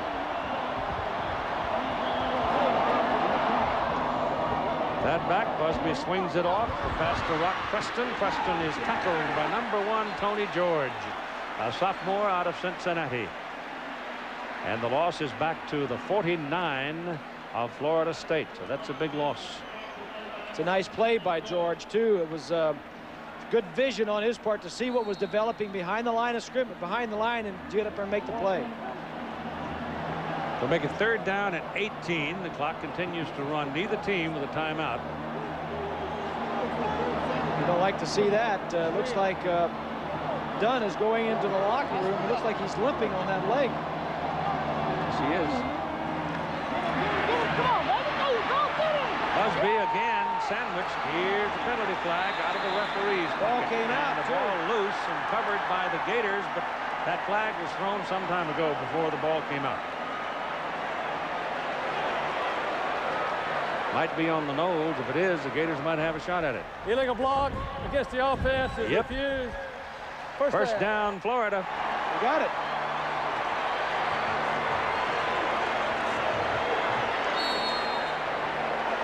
Busby steps up. Now when you're in trouble, put the ball away. Protect the ball. There you go. It's knocked loose. The Gators get a break. 20 seconds. They got 2 shots at it. If they can protect Werfel. That goes to Anthony. He's out of bounds, stopping the clock at the 36-yard line. Now they're close enough to put it in the end zone. The clock continuing to run, and they don't give him them out of bounds. But they should have stopped the clock to move the chains at the end of the play. Yes. About 4 seconds rolled off of it. Well, the Gators need to be up there and snap the ball as soon as it's waved ready for play. There you go. Now he spikes it, and he's got 3 seconds. So he's got 1 play to stick the ball in the end zone or get it down there close enough so somebody might run it in. Yep. You listen to this crowd now when the Gators come out and try to run that 1 play. They better have something they're going to kick it, I think. Figured out. Try the field goal. They are going to go for the field goal. Right. So they will send Bart Edmiston out and try to tie it at halftime. His longest is in the 40-49-yard range. This one is going to be spotted at the 43. It's a 53-yarder. It will be his longest ever. It's short. Not by much, but short by about a yard. And so the halftime score, Florida State owning the first quarter, 17. Florida owning the second quarter, 14. And now let's join John Saunders and Todd Blackledge. Thanks a lot, Keith. The half living up to the billing. And coming up on Valvoline Halftime 96, we will look back at the first half of this game. What has impressed you thus far? Well, first of all, the toughness of Danny Werfel. Not only is he the best quarterback in the country, maybe the toughest, and also the explosiveness of Warrick Dunn. All right, we will also have a look at Ron Paulus, the quarterback at Notre Dame, as they face USC tonight right here on ABC. 17-14, the home squad, #2 ranked Florida State Seminoles with the lead over #1 Florida and the Gators. It's been a tremendous half, although it looked like it was going to be all Florida State for some time, but then the momentum certainly changed. Yeah, there was a definite point when the game turned around for Florida, and it happened in the second quarter. And Florida was really behind in this ball game, 17-0, on the verge of being blown out. This would have been Danny Wuerffel's third interception of the game. It was intercepted by Vernon Crawford, but there was a pass interference on Byron Capers that gave the ball back to Florida. Next play, Wuerffel went downtown to Riedel Anthony, all the way down to inside the 2-yard line, and on the very next play, Wuerffel, under pressure, threw a touchdown pass to Green. Wuerffel was pounded the entire first half, but the thing about Florida, that game turned right there. Florida got right back into the ball game. They seized some momentum in the first half, and now it's 17-14. The wind a huge factor. The penalties a huge factor as well. Yeah, really, the penalties by Florida State in that second quarter really helped Florida on all of their scoring drives. And again, I can't emphasize enough the toughness of Danny Wuerffel. He has been hit just about every single play in this first half, and I don't think the rush has made him nervous. I think it's made him mad. And we are up here. It is very windy. It's not as windy down on the field, but it has been a huge factor. Bob Griese pointed that out. Right now, we want to get some more on this game. It's been a tremendous first half. Let's go down there and now join our Lynn Swann on the sidelines. Lynn. Thank you very much, John. I'm with a couple of friends of ours, Lee Kosar and Kirk Herbstreit, on the sideline, and they're talking about the wind. Kirk, what's your impression of how it's affected the ball game? I think the wind in the first half has affected the quarterbacks. Both quarterbacks already, they don't throw that real tight spiral, so the wind can affect them. All the points in the game have been scored going this way, so I think the wind is affected. The other thing, you have to give credit to Steve Spurrier for making the adjustments early in this first half, the way they've got the ball in that little screen pass when everybody's clearing the pressure. That's how Florida's moving the ball. And Lee, key players in this ball game in your assessment. Lynn, I tell you, we're seeing two of the greatest football players in college football today, in Warrick Dunn and Danny Wuerffel. They're so competitive. They're carrying their whole football team on their shoulders. They're great football players. All right, we don't have a whole lot of time. Right. Give me your assessment of the second half. What you think you'll see? Well, the key thing is Florida's got to stop the run. I mean, they got to put 8 guys up there and stop the run, especially when they're going against the wind. Okay, Lee, Kirk, thank you very much. And we'll go back to John Saunders. John? All right, Swanee, thanks a lot. Lee Corso, of course, the former player here at Florida State. Now, of course, there's other action, not just here in Tallahassee. We want to take you out to West. Who know, use Valvoline. A couple of other games. They've been huge factors. Maybe the team that gets the win first, that might also have something to do with it. Stick around, the second half still to come. Remember, if you want bowl updates, log on to America Online, keyword ABC Sports. Back after this message and a word from our ABC station. Back in the battle of 1 versus 2, and 2's leading 1, 17-14 at Doak Campbell Stadium in Tallahassee, Florida. Some of the highlights out of the first half. Peter Boulware blocks the Florida punt, sets up a Florida State touchdown. Seminoles broke out to a 10-0 lead with Pooh Bear Williams getting the touchdown. And then Busby to Pearsall makes it a 17-0 lead for the Seminoles. The Gators then woke up. Wuerffel to Riddell Anthony, 50 yards, steps out of bounds at the 1. Jaquez Green caught the pass for the touchdown, 17-7. And then Wuerffel goes to Green for a 9-yard touchdown reception, 17-14. And let's join Lynn Swann for a moment for the latest news about Warrick Dunn, who was seen limping and leaving the field. Well, Keith, he was limping because he was cramping up. So much action. He had a tremendous first half. They got him inside. Wanted to take care of those cramps. But I'm being told by the trainer and by Bobby Bowden, it was just the fact that he was cramping up. He'll be in for the second half. And so we'll see him or his backup, Rock Preston, if they need to give him a little rest. Keith? Oh, we'll see him, I'll guarantee you. Do you think they'll have to repaint the walls in the Florida locker room? You think Steve was upset? I would say yes.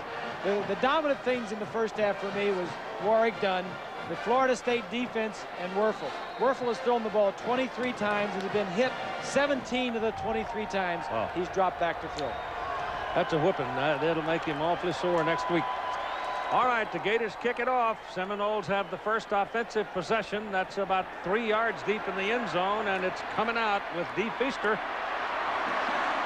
And he comes back to the 25-yard line, and there the Seminoles will start it. Some numbers will throw you at you. Total yardage, Florida a little bit more than Florida State. Florida not being able to run the ball. Florida State not being able to throw it very much. But the turnovers, 3 turnovers that Florida had only led to 3 points for the Seminoles. Warrick Dunn starts in the backfield along with Pooh Bear Williams, Thad Busby at quarterback, Melvin Pearson the tight end, E.G. Green and Wayne Messam all the wide receivers. Now it's Peter Warrick, not Messam. First down, move it on the 26-yard line and give it to Warrick Dunn. Can't break the tackle as he comes to the 29. It's a pickup of about 3 yards. First thing I want to look for is what has Florida done differently to stop Dunn? Florida State, Busby was 66 yards and a touchdown. Dunn had 133 yards on a big first half. Warwick had the one big reception, and the defensive leaders, Smith and Crockett, both had an interception. Wayne Messam is now in at the wideout, and he has not seen the ball all day. Busby rolls out, and he's got somebody in his face. And I mean, that somebody puts him on his back, Willie Rogers, and he gets a penalty flag. So we may have a little unnecessary roughness call coming up right here. Maybe an intentional grounding, Keith. Or it could be that. It is intentional grounding. 12 yards, loss of down. So the Seminoles, who have been tortured by the penalty flag all day, get another one. Look from the right defensive end, that's Rogers, makes a smart play by staying home. There's just nobody there. You just can't do that. The official, the referee, Gentry, right there, make a good call. So that puts the ball back to the 11 now, and it'll be 3rd down and 25 for the Gators. I mean, for the Seminoles, as the Gators have been, well, the whole second quarter, they just kind of shut down everybody but Dunn. And he had that one big run. And everywhere he's going right now, there's somebody tracking him, and that was Mike Peterson. That's the second tackle that Peterson's put on. Oh, Mo is changing shirts here, Keith. Well, it looks like it. The possessions in the first half. The first 3 possessions, Florida State came out, got some takeaways, did some things, blocked a punt, scored all their points on the first 3 possessions, and then nothing after that. Sean Liss has the ability to kill it. So he may get a good one here. They need a good one, and he should have a little bit of help from the wind. And it is a good one. Oh, my goodness. Holy, back to the 32-yard line. And look at Green go the other way and get some help, and finally runs out of friendly folk up around about the 47-yard line. That's a 55-yard punt with a 15-yard return.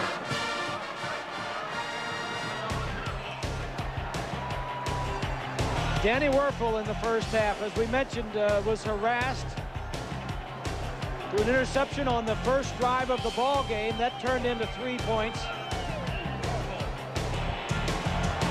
That's one of those interceptions that quarterbacks don't like to take credit for because it was tipped. But if Florida is to win this game, Danny Werfel is going to be the guy to lead them to it. Well, they've certainly got field position to start the second half of play. They start at their own 47-yard line. And Werfel getting the heat from the backside. Throws incomplete. It was intended for Tremaine Allen, and Boulware busted him. There he is right here, just going around. That's Collins. That's the Carlisle, excuse me, the redshirt freshman. Those 2 tackles He's are, playing. Yep, Carlisle's a freshman and Collins is a sophomore. And Carlisle is playing because of the injury to Zach Pillar. The other guy that's not in there in that offensive line is Jeff Mitchell, the center. And they've been getting up some pressure right up the center of that offensive line for the Gators. Well, they go to the shotgun now, try to give Danny a little more room. Here comes Bush blitzing. Ball is thrown, tipped, and incomplete. That's batted down by Boulware. So Bush, 44, slipped into the crack and almost got Werfel, and Boulware almost intercepted it. Boulware's been everywhere, huh? Oh, he's a player. Put him on offense. He's a player. Florida first half, Werfel was 12 of 22, 190 yards and 2 touchdowns. Taylor, not much rushing. Receiving, Anthony led the receivers. Looks like the defenses are saying, you boys have been frolicking around about enough now. It's our turn. Both sides. 3rd down and 10 from the 47. No backs in the backfield. Cripps, bottom of the picture. Pass thrown the other way, thrown out of bounds, incomplete. They'll punt.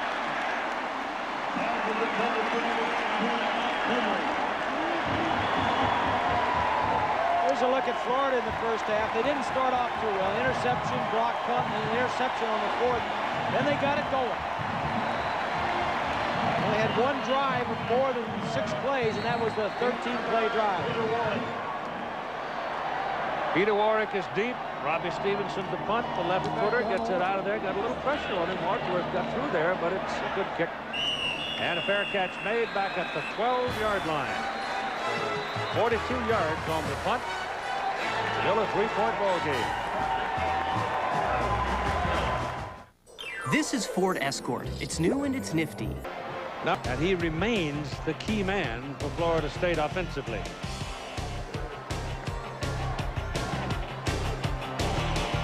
This was early on in the ball game when Florida still seemed to be in a daze. Boy, you cannot let him get there because nobody will tackle him one-on-one.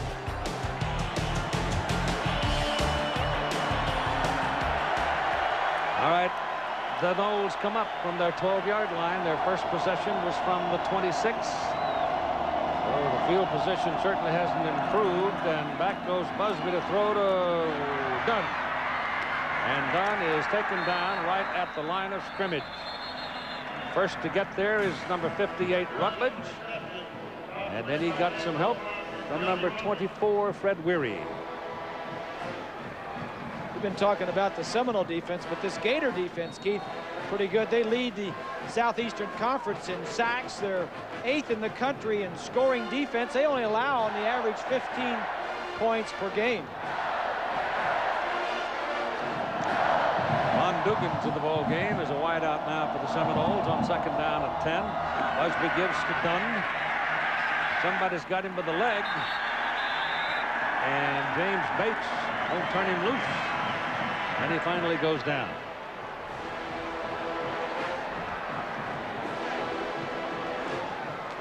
He's from Sevierville, Tennessee. Watch as Bates get up in the line of scrimmage and stuff the hole with the blocker. He stuffs the fullback in the hole so there's no crease in there. I don't know if he was getting up in that hole or the hole was just too big in the first half, but impressive early on defense, run defense for the Gators in the second half. 3rd down and still 10. 1 of 7 today for Florida State on 3rd down. Busby has a lot of time, and it should have been intercepted. Cameron Davis, defensive end, had dropped back into coverage, and he hit him right in the hands. Take a look from what the quarterback sees. Pretty good protection. You probably can't see too well because of those guys. That's Davis who dropped off the line, Keith. Didn't factor him into the coverage. Couldn't see him. He's over there counting his fingers, wondering how come they didn't collectively make that interception. He's a defensive end. He doesn't get that opportunity too often. Here's Lisk getting some heat at the goal line. Low line drive. It takes a high gravy bounce, but Jaquez Green does not want to mess with it. And it'll be 1st down and 10 for the Florida Gators at their own 38-yard line. That's a 50-yard punt. The Southern California Trojans and the Fighting Irish of Notre Dame. I'm still giggling over the big story that was written about Notre Dame going home to Ireland. But 8 o'clock Eastern time tonight. Father Serene founded the university. He was a Frenchman. He was a what? French. From French. 38-yard line. Elijah Williams.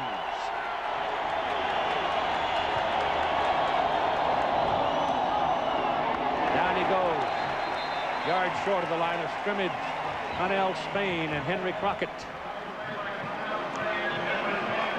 Well, let's go back to the previous possession. Peter Boulware goes around the tackle for a pressure. Then he sees something fishy and he knocks down a pass. He's blocked a punt already. He's been everywhere. He's a terrific football player.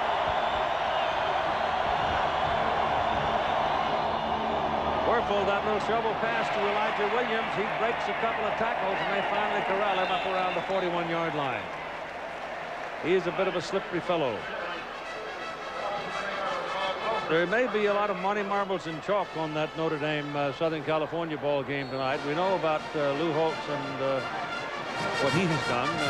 Nobody knows what might eventuate for John Robinson and for the Southern California coaching staff. I know that Mike Riley is being talked to by a couple of other schools, but then he's about ready, I think. He'd make somebody a good head coach. Here's Wuerffel's pass down the sideline, nowhere near anybody. Green pulls up, hobbles off the field. He goes right to the bench as if he's cramping or pulled something. He may have pulled a hamstring. Wuerffel expected him to be around his man, and jammed by the corner on that side was good enough not to let him get around. So Robert Stevenson is in for the punt. He's a sophomore from Bradenton. And Peter Warwick goes back. He's a redshirt freshman also from Bradenton. I told you a while ago, a lot of these youngsters have either played together, played against each other, known each other sometime. That's, I don't know what that is, but it's going to roll around pretty well and stay away from Warwick and go out of bounds down around the 24-yard line. But Robbie just flat missed that. He hit it right on the hustle.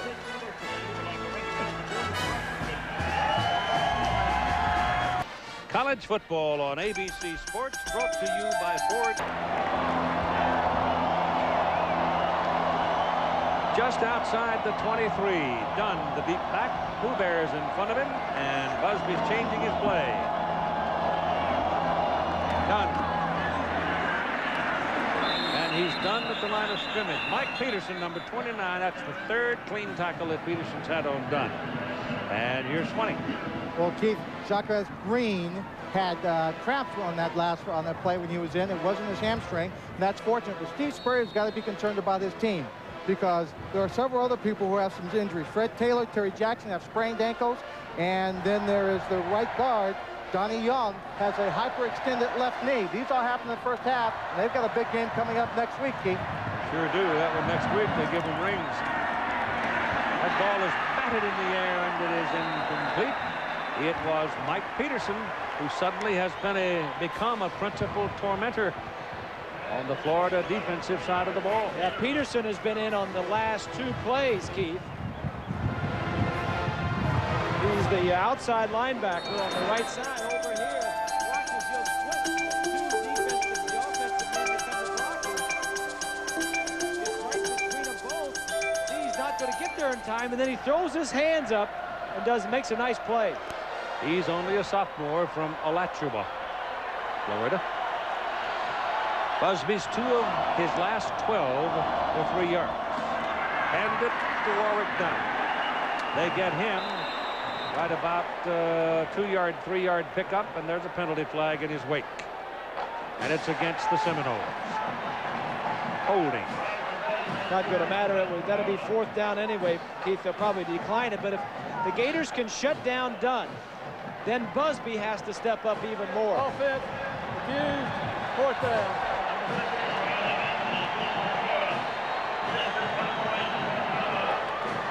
We've got Riddell Anthony with Jaquez Green having a cramp on the last run down the field. It's Anthony back for the punt of Sean Liss. This had a beauty. A couple of them in this game. 155, 150. This is away. Not too high. Might give Anthony a little room, but he calls a fair catch. And so he's going to have to start this possession at about the 27-yard line. Well, next Saturday is the 7th of December, and ABC Sports has a presented by Dr. Pepper, all here on ABC Sports next Saturday. Wuerffel hands off, nothing doing. Elijah Williams can't go anywhere. Henry Crockett first, Peter Boulware second, making the tackle. The headlines of this game so far is that defensive line for Florida State, Keith. They have just been all over the place. Disruptive. They have set the tone for what's happened in this game. Julian Pittman and Jerry Johnson have played quite a bit, and they have come off now, and they've put a nickel package on the field. 1, 2, 3, 4, 5 defensive backs.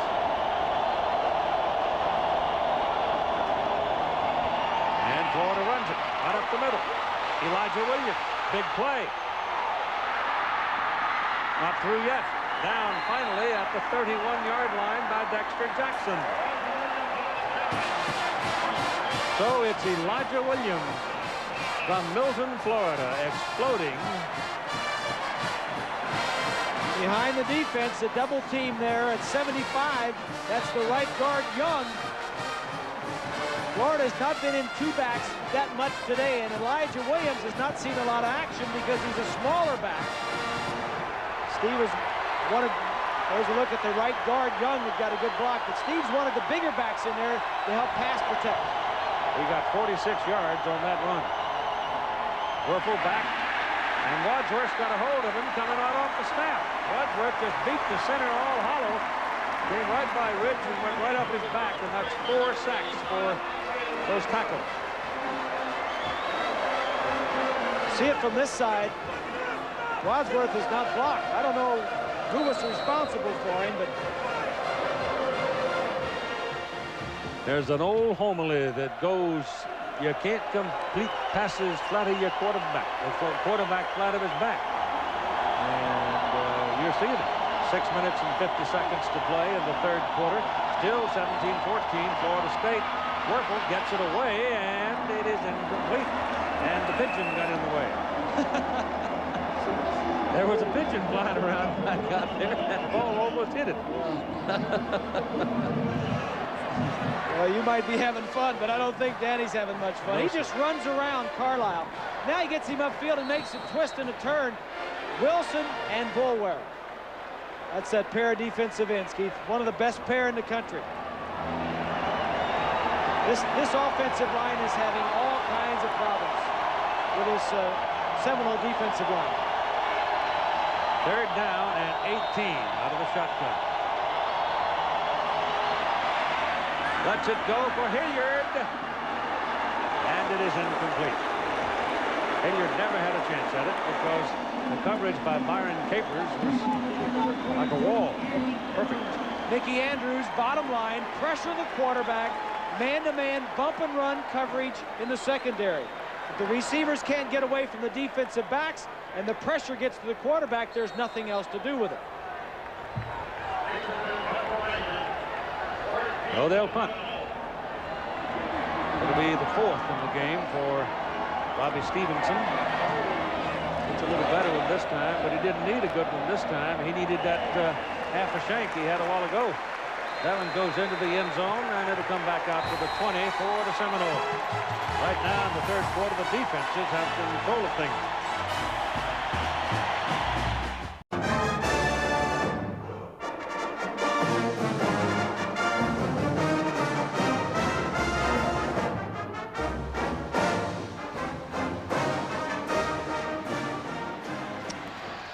Look at the campus in the city of Tallahassee.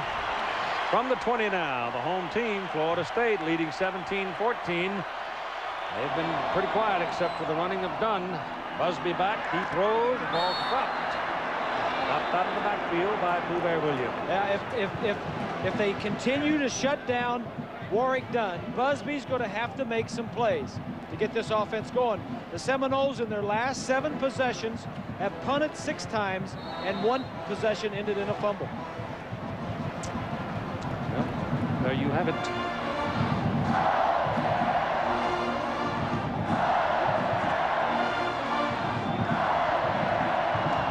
Second down and 10. Mark Rick there on the left, their offensive coordinator.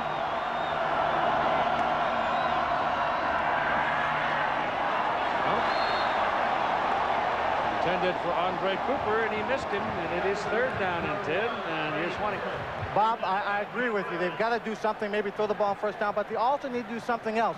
Let's get back their intensity and emotional level. In the first half, the Florida State team came out fired up. They jumped all over Florida. They were taking advantage of mistakes, getting turnovers. This second half, they've come down extraordinarily flat, almost like we saw Ohio State last week. Reckon he's looking for a coaching job? He talks to a lot of them. Jacked up. Oh, 20. Third down and 10 from the 20. That's down the middle, and he drilled him, and it's a first down at the 32-yard line. It's caught by E.G. Green, who hasn't seen the ball since the first quarter. Well, it's just a zone coverage, and E.G. Green's going to come down and get right in the center of the coverage. Only a 4-man rush. and they don't get good pressure on him. He steps up in the pocket. Very few times have you seen the quarterback have that good of protection today, Keith. This has not been a pleasant day to be a quarterback for either team. Can you imagine Florida State and Nebraska with need 6 quarterbacks each? He's got it high in the air, a lot of air under it, but can't run it down. They went for Coles, the speedster, and he could not run it down. Anton Lott was with him, but he was behind him. The ball was overthrown. It's a good time to take a chance like that, though. I like the call. First down. Go for it. That's a great time to throw the football.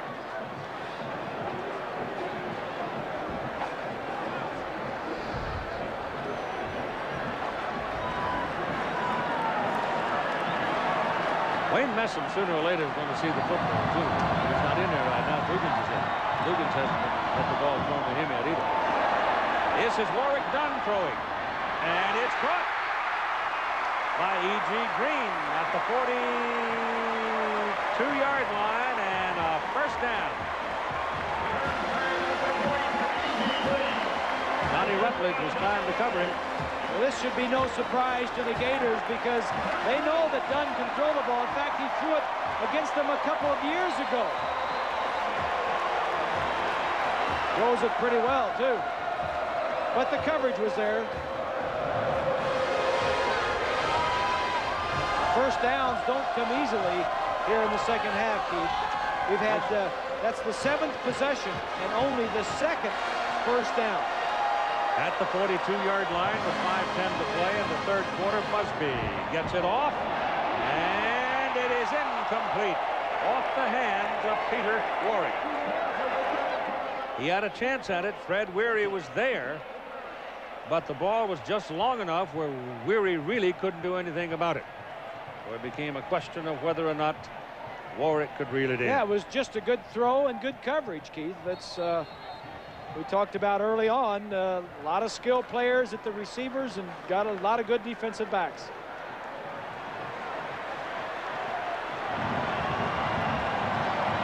Bobby reaching over to find out what the play is.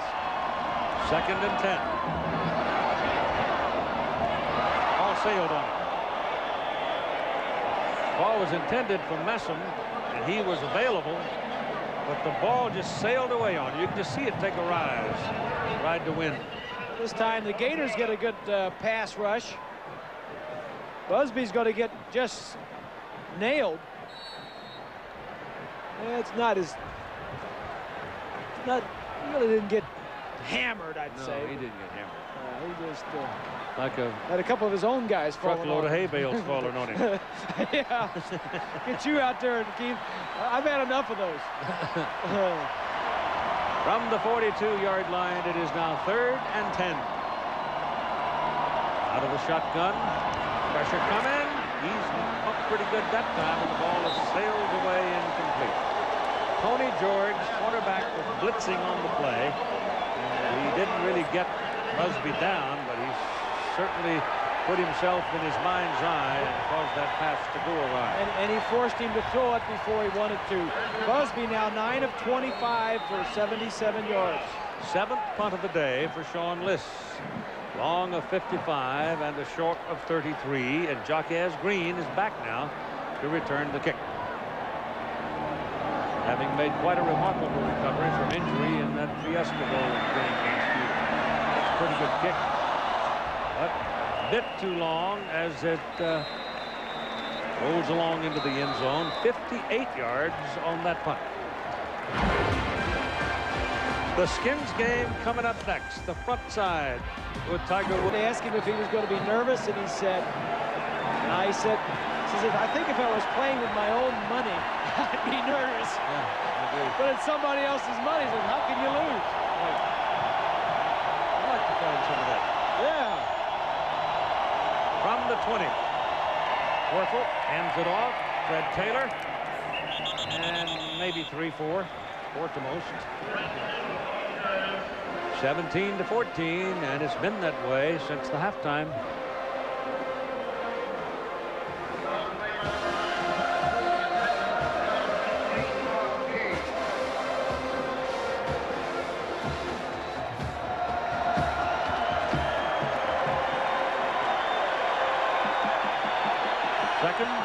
6.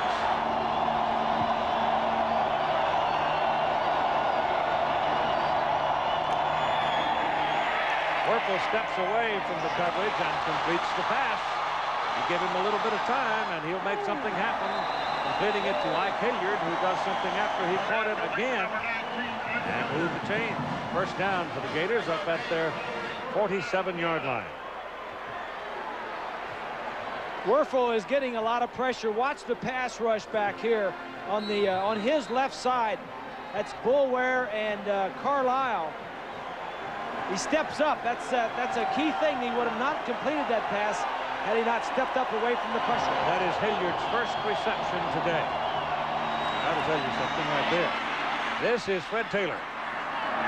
He's the 222-pounder, and he pounds it pretty well all the way down to the 42 on the Florida State side of the field, and that's a first down. The San Francisco 49ers are in against the Atlanta Falcons next Monday night on ABC's NFL Monday Night at the Georgia Dome. Well, don't tear any holes in the carpet, guys. We need it next Saturday.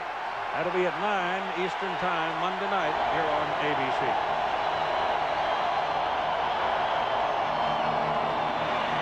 Taylor trying to slant over the left side, shook loose.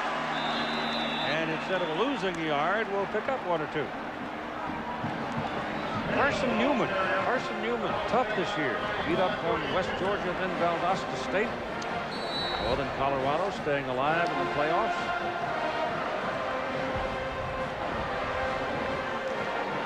All my life, Chris, I've wanted to do a Division III game, and I've never had a chance.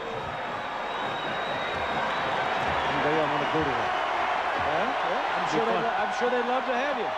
Elijah Williams. Second down and 9. Williams gets a block, gives Wuerffel a moment of time, and he throws. His intended man fell down. Ike Hilliard got tangled up with the defender. No, it's not Hilliard. It's, yeah, it was Hilliard. And he fell down. Had no chance to get to it. The coverage on the play was Dexter Jackson and Byron Capers. Keith, in the past, the Gators have hit a lot of big plays against Florida State, and throughout the season, Spurrier's offense has completed a lot of big plays. Today, they've tried, but they haven't connected. Tight coverage in the secondary, and that pressure always in his face. 3rd and 9.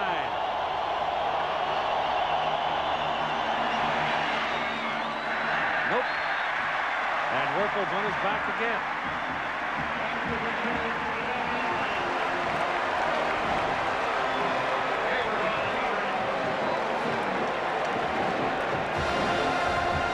Offensive line, 2 starters are missing. Crockett. That takes a toll on you, getting hit every time, every other time you throw the football. On 4th and 9, 17-14 Florida State.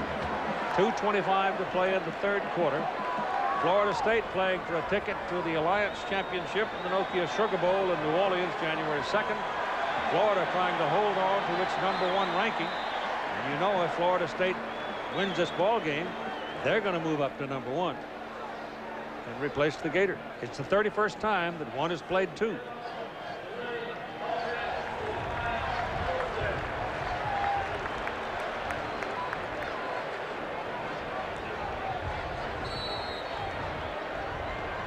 So now let's see if Stevenson can knock one out of bounds or kill it deep.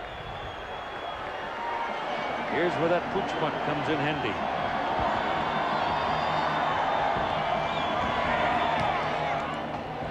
He's got his knuckleball down there, and a fair catch is called at the 15-yard line.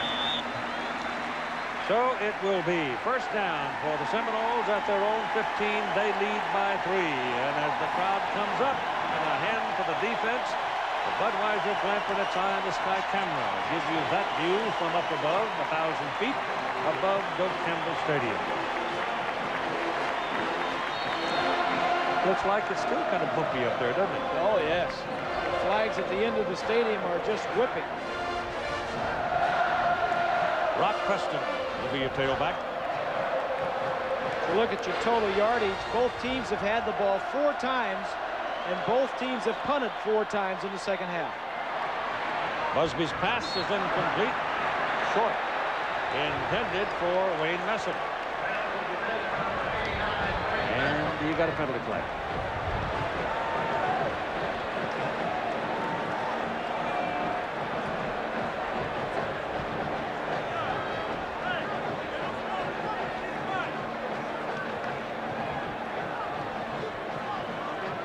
Interference.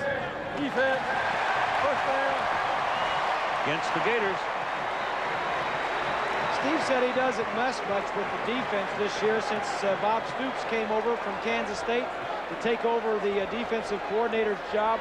He let him come in, do whatever he wanted, bring his own terminology, and Stoops was saying he's a great guy to work for. He lets me do what I want. Steve said, I don't have to stick my head in that defensive meeting at all. He is excellent at what he does. 6 penalties and 66 yards on the Gators, 10 on the Seminoles for 127 yards, and Preston's the tailback. Ball's up just short of the 30, and Busby to throw it.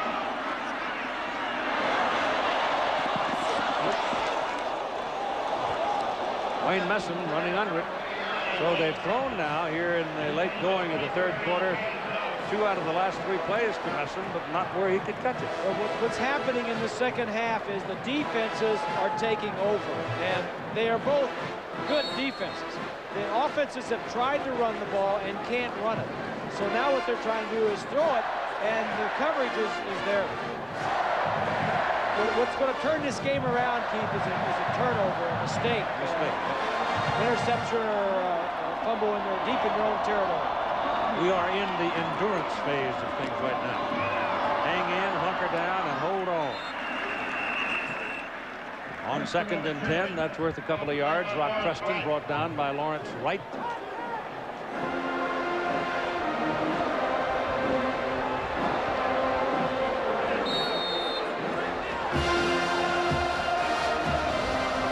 There's that sound again.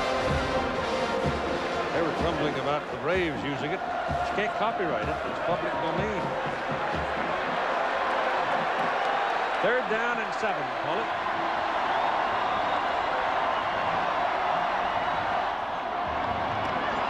A lot of time for Busby, and a bullet of a pass that is almost intercepted. That was almost that mistake that Fred Weary cut in front of him and was just almost gone. I like what Florida State is doing, though, Keith. They're rolling their quarterback out a little bit to the right.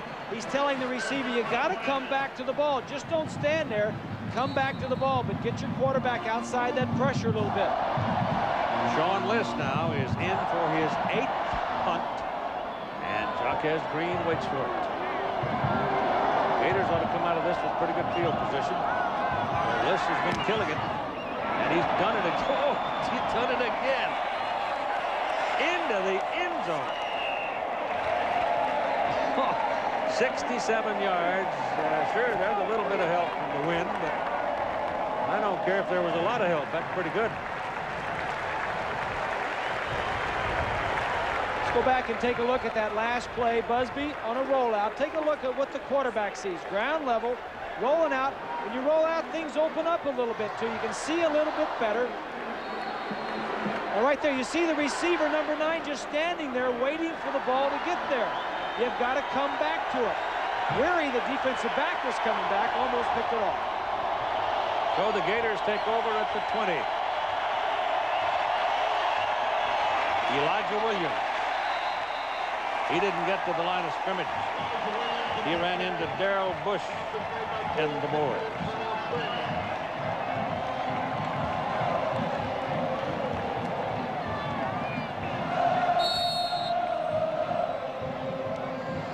That is a bunch of rough customers. It's a battle. It's a battle. Front, isn't it? It reminds me of some of the old days and some of the games.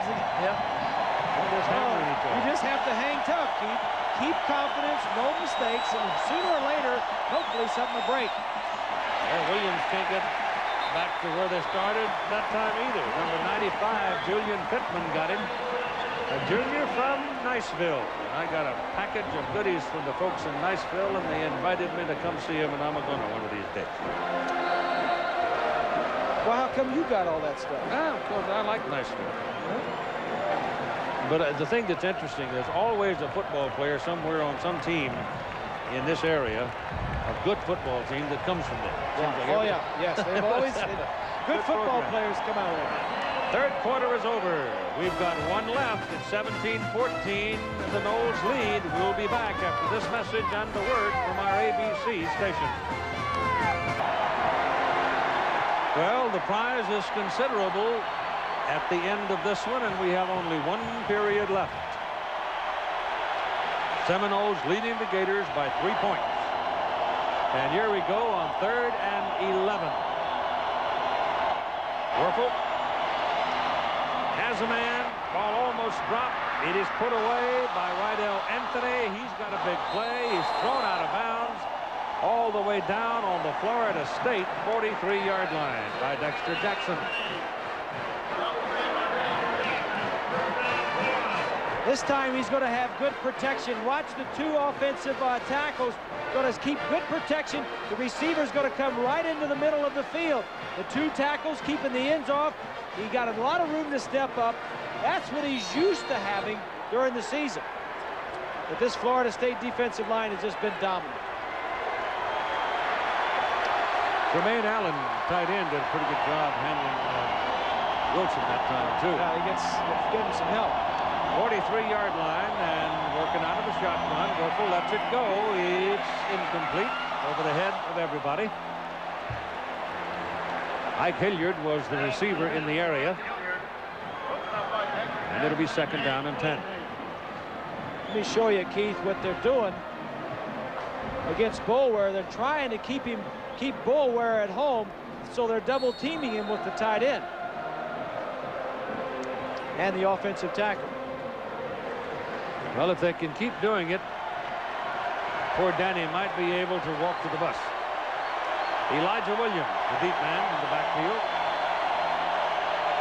2nd and 10.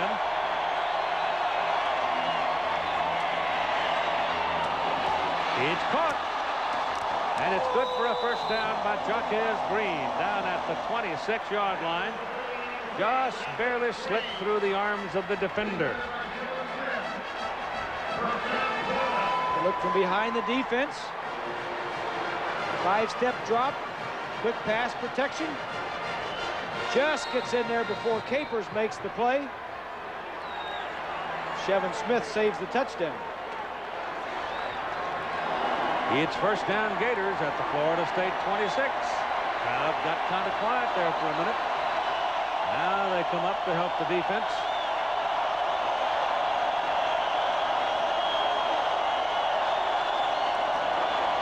Pressure coming around. Penalty flag is thrown. Ball is in the end zone. Caught, but hold on. See about the flag.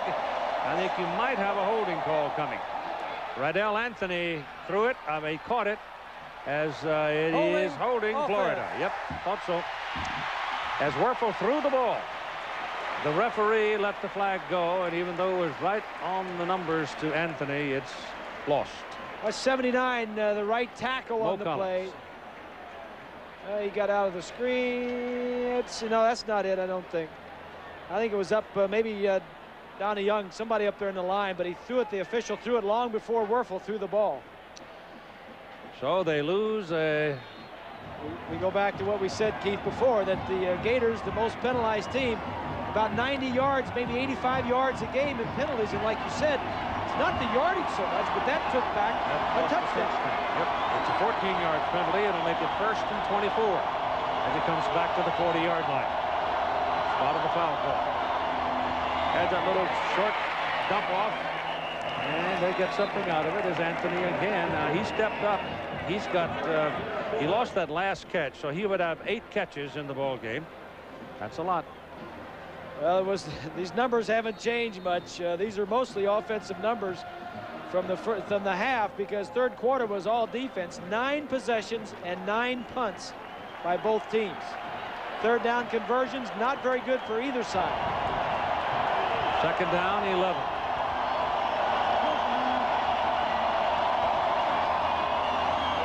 Again, it goes to Anthony. He makes one little sidestep. That gets him past Colsey, and he gets it inside the 20.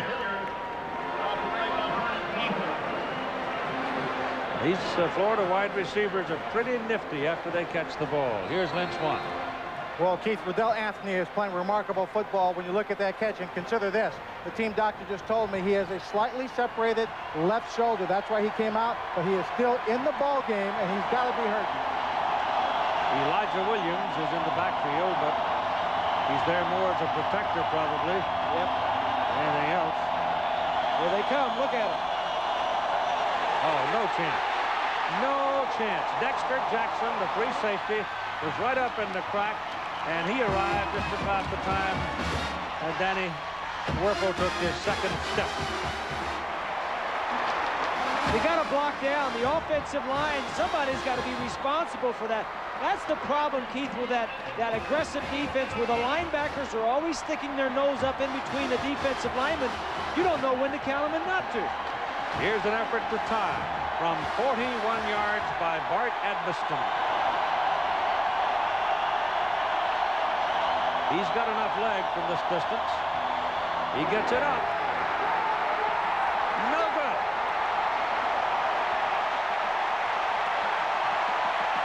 So Edmiston not only misses, but he's hobbling off the field.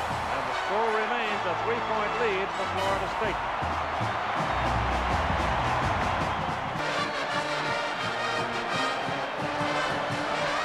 Stunning graphic, isn't it? 11 yards. Roughly 18 minutes of the second half. Warrick Dunn is the deep man. He's got the ball coming at him. Oh, he's just missed by somebody. But he's taken down at about the 25. I think Lawrence Wright is a guy who just almost cut him in half, but he just missed him. Now, we saw Bart Edmiston limping off the field. And I think right there, that may be where he hurt his foot. Let's go to 20. Yeah, KD, he hurt his knee a little bit, and it's nothing serious. The doctor said he'll be fine, but sometimes, you know, those kickers get a little twinge, and they're not quite sure what it is, so after they go talk to someone to be reassured, Keith. What are you saying about kickers? Nothing directly. That pass completed to Peter Warrick. Once a wide receiver, always a wide receiver. Once a quarterback, always a quarterback. Once a big ugly, always a big ugly. 3rd down and 6 after a 4-yard pickup. We're all sitting here on a keg of dynamite, just waiting for something to happen. I don't believe the final score is going to be 17-14. I just don't. Well, there's a lot of explosives out there on the field just waiting to be set off. I mean, there's one guy, one man, 10 yards from the line of scrimmage. Everybody else is right up there. And it's a great throw and catch to Warrick. And there's a first down for Florida State at the Gators' 42-yard line.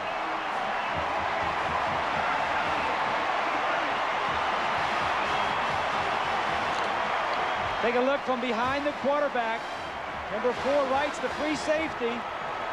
Look at this, open up right in the middle. He throws it right over the center. That's a nice throw and catch.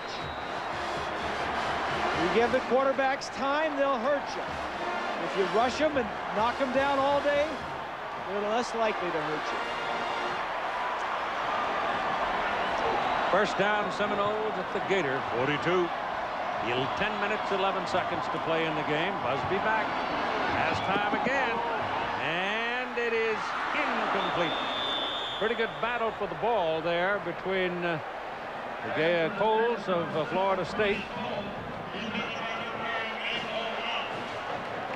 Antone Lott was with him.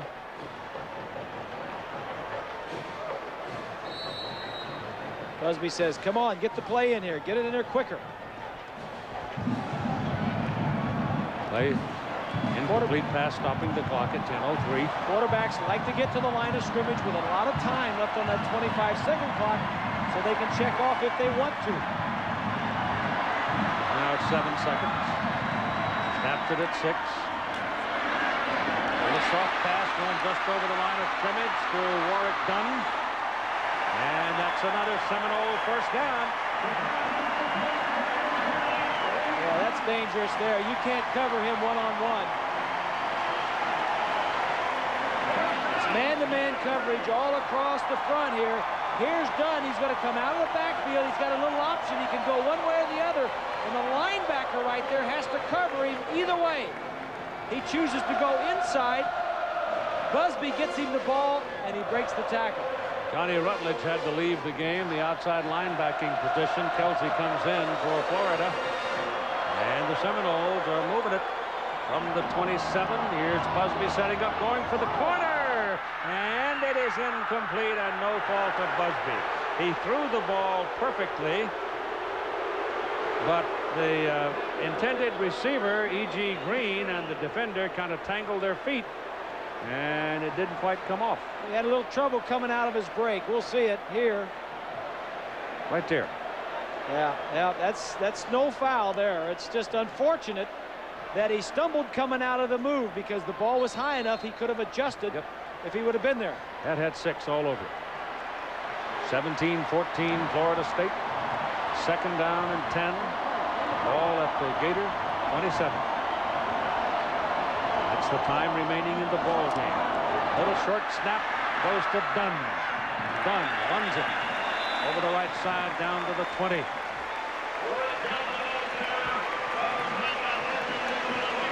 It'll be 3rd and 3.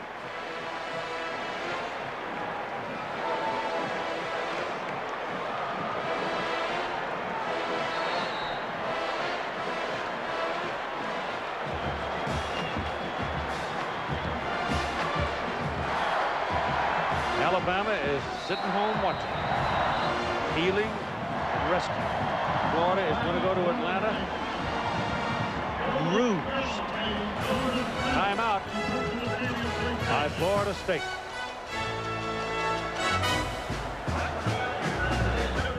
Football on ABC Sports, brought to you by Genuine Chevrolet, the cars more Americans trust.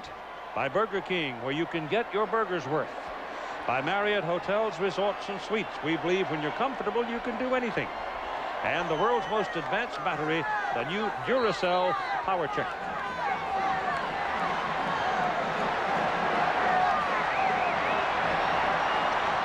The ball is just inside the 20. 3rd down, 2 for Florida State. Dunn. He's got the 1st down. He's close to a touchdown. Out of bounds at the 2-yard line.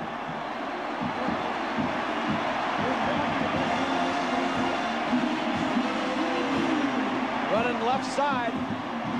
Good block by Pooh Bear Williams up there. 81 is Pearsall, the tight end. Showers is number 2. He's the free safety. He'll eventually have to get over and make the play.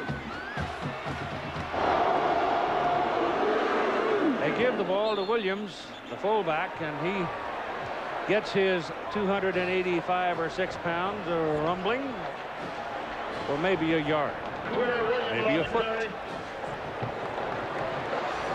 Warrick Dunn has 168 yards rushing today. He has 4 catches for 24 yards. He has influenced at least 70% of the plays in the ball game that Florida State has run offensively.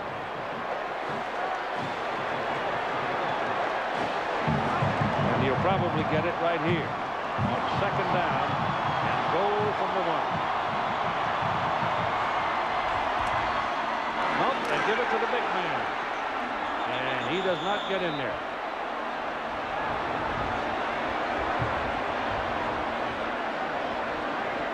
He weighs 285 pounds, Keith, and he was kind of stepping over some people in there. You don't want to be on the bottom of that pile with Pooh coming through. And he'd leave a cleat mark for a month. Here comes Lamar Glenn, the other fullback, into the game.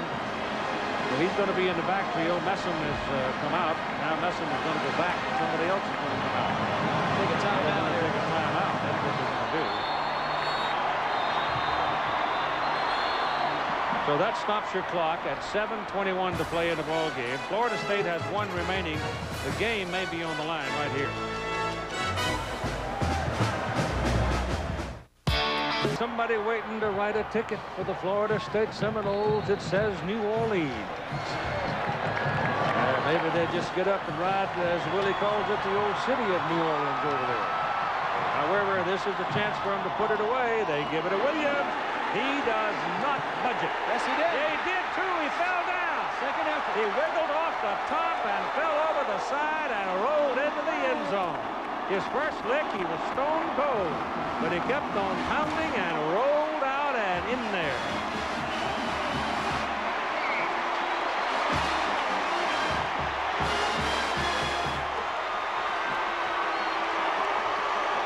The defensive effort is solid to begin with. Right there, he's not over. Watch him spins to our right. And he gets across, no question. And Kevin Long, the center, shaken up and has to come out.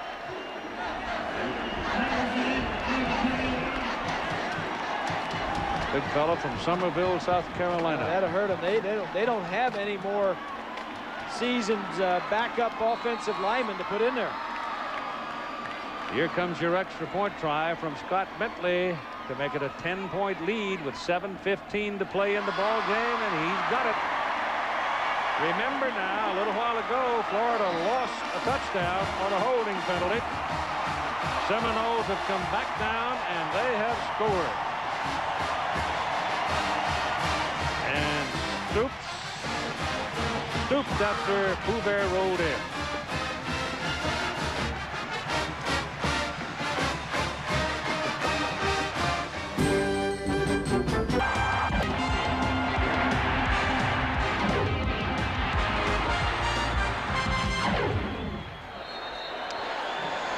(24-14) for the Florida State Seminoles over the #1 ranked Florida Gators. 7:15 remaining to play. The wind grabs the kickoff and it stops very short. Terry Jackson runs under the ball and is returning it to the 40-yard line. Time permitting, stay tuned. Thrifty Car Rental post-game report. John Saunders, Todd Blackledge. And now the Florida Gators come to put up time. So look at the beating that Wuerffel has taken today. Let's see, 24 out of 37 times he attempted to pass. He's been hit 24 out of 37. That's what Florida State wanted. That pass deflected at the line of scrimmage, looked like. Incomplete. Greg Spires knocked it down. The #1 scoring offense in the nation. Their possessions in the second half. Florida is averaging 49 points a game. Over the last 10 years, Florida State has won 7, lost 2, tied 1. Wuerffel's pass is completed to Ike Hilliard at midfield.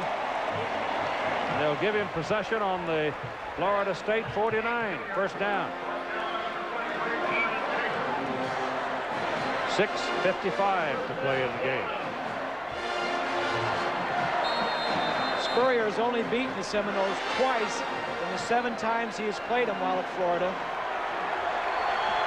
And he's never beaten them up here in Tallahassee.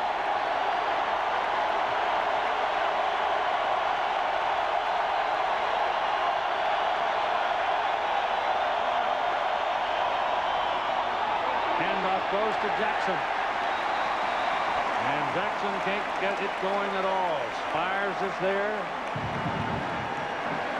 Saunders coming up out of the secondary. Troy Saunders, a cornerback, got a lick on him. Seminoles protect their home turf pretty well.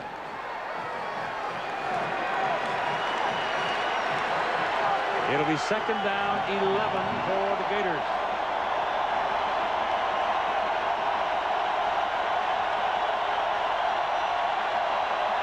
Here they come. He got it off. He's got Green. Green can't run it down. Green went inside just a little bit to set up Capers to get away from him, and in the process of coming back, he was not able to run it down, even with his great speed. Green, remembers, the young man who had the dislocated hip last year in that final game and made a remarkable recovery. Florida's not won a non-conference road game under Spurrier because they don't play many non-conference games on the road. They haven't come to Gainesville.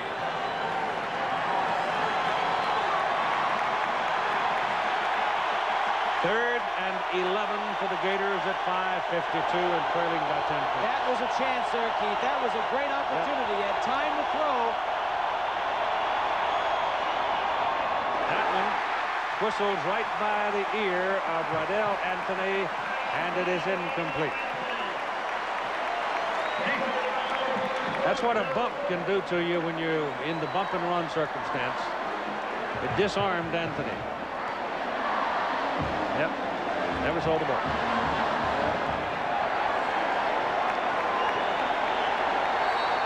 That knocks him off track a little bit, and then Darrell Bush, the middle linebacker, got a piece of him. And they're going on 4th down and 11.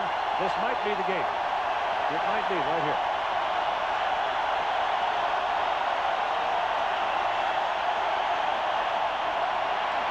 They're coming. The ball's up. A lot of air under it, and it's incomplete. Ike Hilliard couldn't run it down. And one more time, Danny Werfel hits the ground hard. The theory has been the same. Mickey Andrews put pressure on the quarterback. Blitz him, get all these guys in his face. Now you got one-on-one. Can you hit the deep throw one-on-one?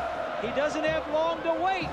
He's got to throw it way ahead of time. Just lay it out there and hope the speed catches up to it. Not today.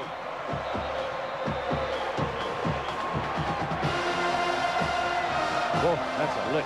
Got to throw it soon. That receiver, Keith, is probably only 12 yards downfield when that ball is let go. And he's trying to keep connected probably 35 yards downfield. So the man from Alabama, Bobby Bowden, is standing on the edge of something big here with a football team that may very well be on its way to New Orleans. And you figure it's got to be, if Nebraska can beat Texas next Saturday, probably the Cornhuskers. And here comes Dunn.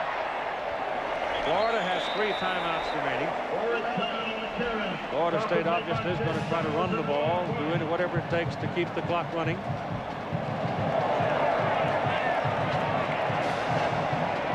You look in the background, Steve Spurrier, upper left, threw his clipboard and everything else, because quarterbacks, that's all they ask for is one-on-one with a receiver that's got some speed. Just give me one-on-one and nobody else back there. And today, they have not been hitting him. 2nd down, 9, really. More than 8. It's more than 8. Here goes Dunn. He gets another 2. Important thing is the clock is running.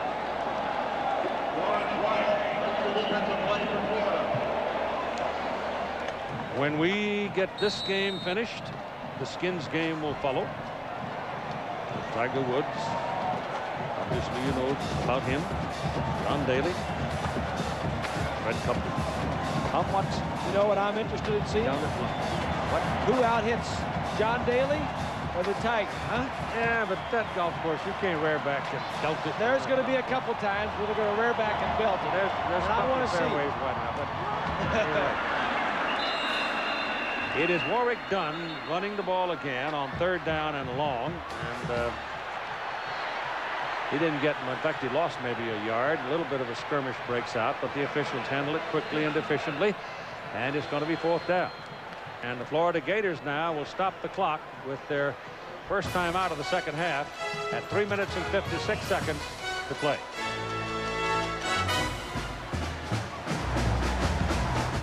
Perfect for any game, Domino's has the... It is 4th down and 7 for the Florida State Seminoles. They lead 24-14. They must punt now. 3 minutes and 56 seconds after the ball is snapped. He gets it away cleanly and knocks it into the end zone.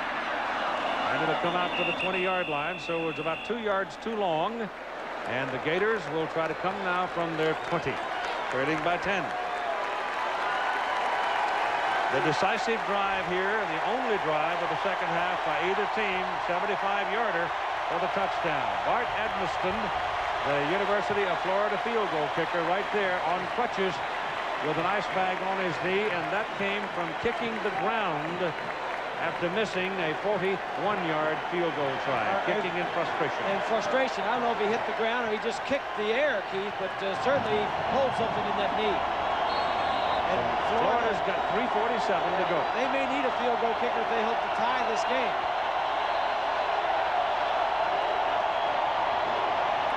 Wuerffel is flushed. And one more time is knocked down.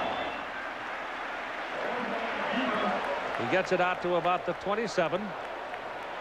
It'll be second down and 3. It was probably one of the only times that Wuerffel has run from the pocket today.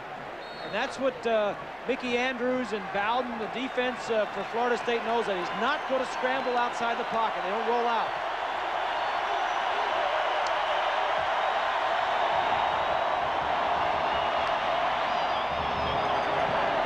Well, the receiver, Jaquez Green, got tangled up in a bumping over there by the defender and was never in the play.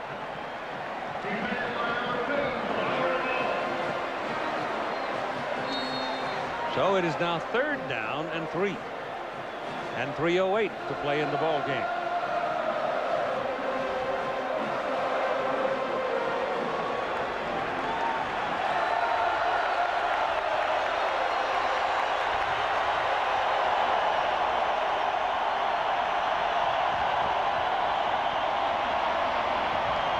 They've got the first down on this pass to Ike Hilliard up at the 35, 36-yard line. And we're at 2:59 to play.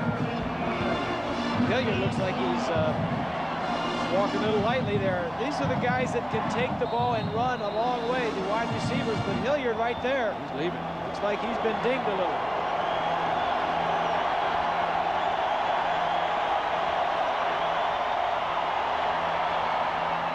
It is incomplete. And a penalty flag is coming up against Florida State's Mario Edwards. I think Riddell Anthony had the ball, and it looked like that Mario Edwards had grabbed him.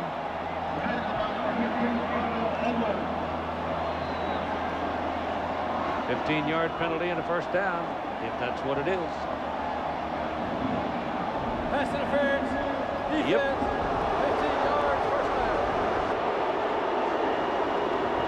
How many flags is that now? 10 on Florida? It's 11 flags on Florida State. Wow. Mickey Andrews, Edwards is a redshirt freshman. That foul was called. He is a backup. Mickey just plays him. He says, I'm playing 8 or 9, 10 defensive backs. I remember his philosophy is, you know, I'll coach next year's team this year. I'll always have some depth. He just going for a national championship. He plays him. That ball is thrown high, lofted in the air, and it falls incomplete, intended for Riddell Anthony.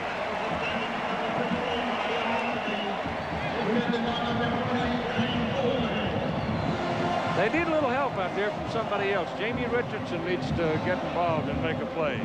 He hasn't seen the ball. He hasn't been open. Well, the receiver is going to be in the middle, but he's going to have a lot of time. He's going to be open, but he doesn't have much time to throw. Look, he's got to throw it way early. You got to adjust to that ball. You got to come back to the ball. Second and 10 from the 49 of Florida State. 2:38 to play, as you see. That's the time remaining in the game. Wuerffel steps away and now is caught behind the line of scrimmage. And it's Renard Wilson this time getting him. That's the 6th sack of Wuerffel today, and the first one for Wilson.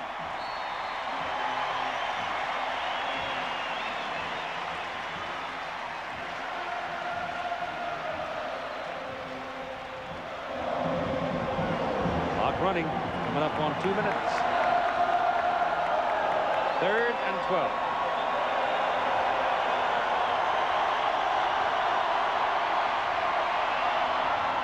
Wuerffel throws it hard and has a man. And the play is good for a first down at about the 35-yard line of Florida State. And that will move the chains and stop the clock at 1:51 to play in the game. 24-14. Florida State 10-point lead. Only one touchdown scored in the second half of this ball game. That was for the Seminoles on a 75-yard surge, and that's about all they've done in the second half. That was defense. the only possession that they had. Defense. Wuerffel throwing for Anthony. He's got it. And he's down at the 3-yard line. He caught it over Mario Edwards. Well, this is what you've been looking at all day. One-on-one coverage, tight coverage. They've thrown this 15 times and maybe only hit it twice. Not a very high percentage, but they score here. There'll be some excitement on that kickoff. Minute and a half to play in the game.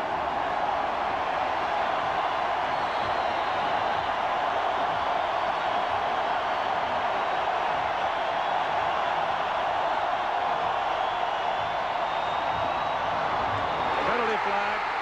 Jaquez Green was held by Samari Roll. Roll had his arms all over it. And I'm pretty sure that's what the call is going to be.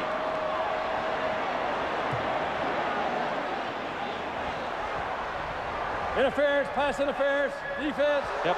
First down on the 2-yard line. Florida did this earlier down in the same position. They must have read something. We're just throw it out there, and he didn't think that the yeah, that's clearly holding. Clearly holding. They just wanted to do that. Throw it out there to the receiver one-on-one. That time that cost him 10 seconds. Yeah, that's true. That's a good point. And you got a Seminole coming out, shaking up. That's Boulware, yeah. I thought he was indestructible. Maybe he's just run out of gas. He played some football here. Wow.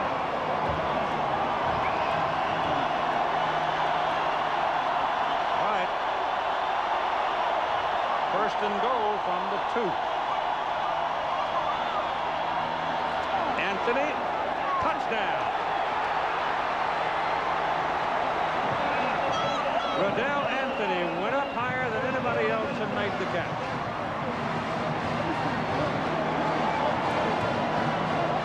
Florida State's kicker, Edmiston, is hurt. I wonder, take a look at the touchdown. They're just throwing jump balls in the end zone. Just throwing it up there, and their guys are going and getting it. Matt Teague can do kickoffs. Collins Cooper is a kicker, so he's the sophomore kicker, and Cooper is in. He hasn't kicked many this year No, either. he has not.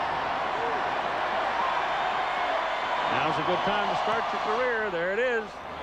Banged it right up and in. And he's going to have to be the guy that kicks the tying field goal if it ever gets to that point. That's right. 1:19 to play in the game. We got the Skins game coming up in just a few minutes. Here's a case of a guy just wanted it more than I guess than anybody else, because he just went up and got it. Well, the Gators going into the game thought this would be good down inside the 5-yard line. Just line up one-on-one. Close.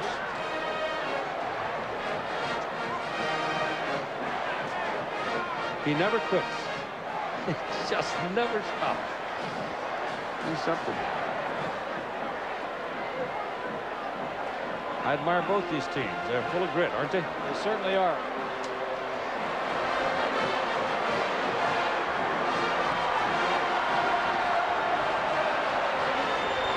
Whoa. Just need 1 foot inbound. If that toe possession of the ball is on that chalk, he's out of bounds. And the official right there. We had a nice shot of the official looking right at it. So Teague will kick it off now for Florida. And the Seminoles don't have anybody back there. It's empty back in the, from the 30-yard, 28-yard line on. There's nobody. Because they're anticipating onside kick. They've got all of the good hands people up there. And it's open right down the middle of the field. Rock Preston is the only person in the middle of the field. Hit it hard, through clean? If he went through clean, it'll be Florida State's ball, and there's a penalty flag. Hold on. That could mean just kicking it out of bounds, which is normal.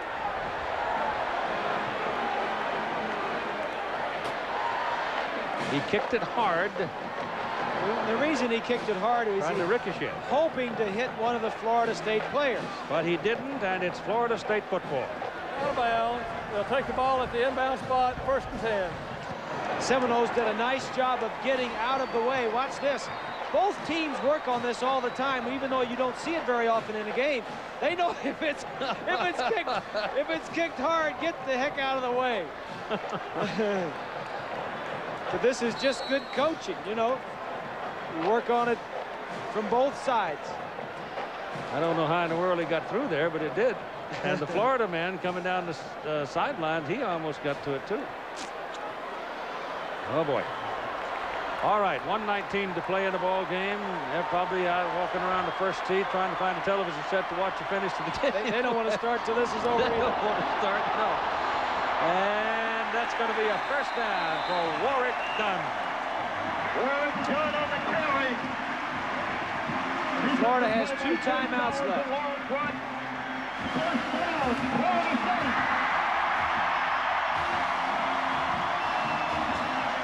1:11.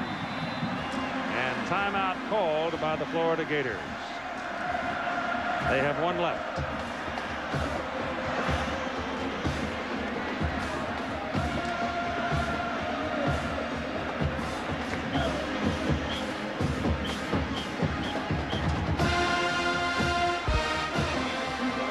Bobby Bowden said earlier in the year, Keith, that his offense was not where he wanted it.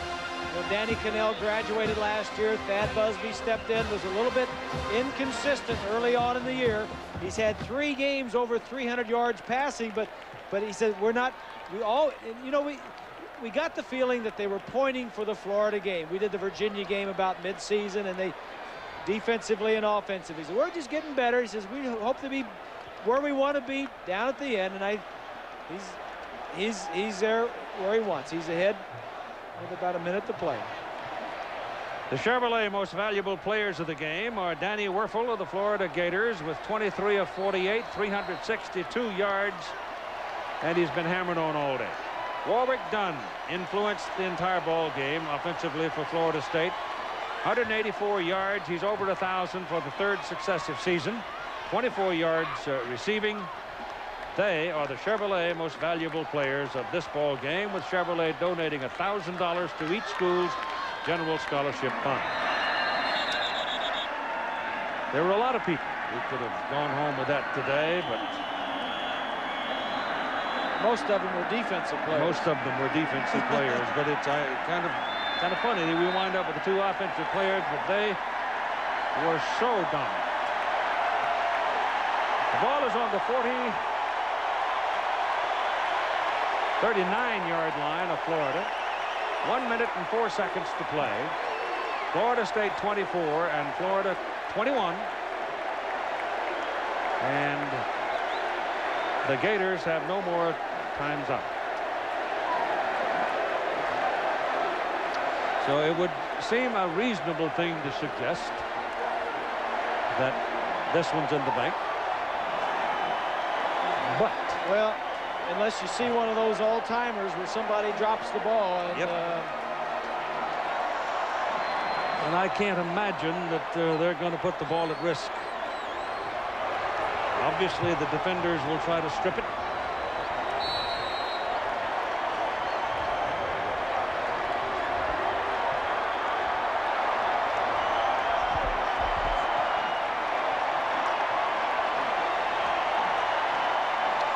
Here it comes.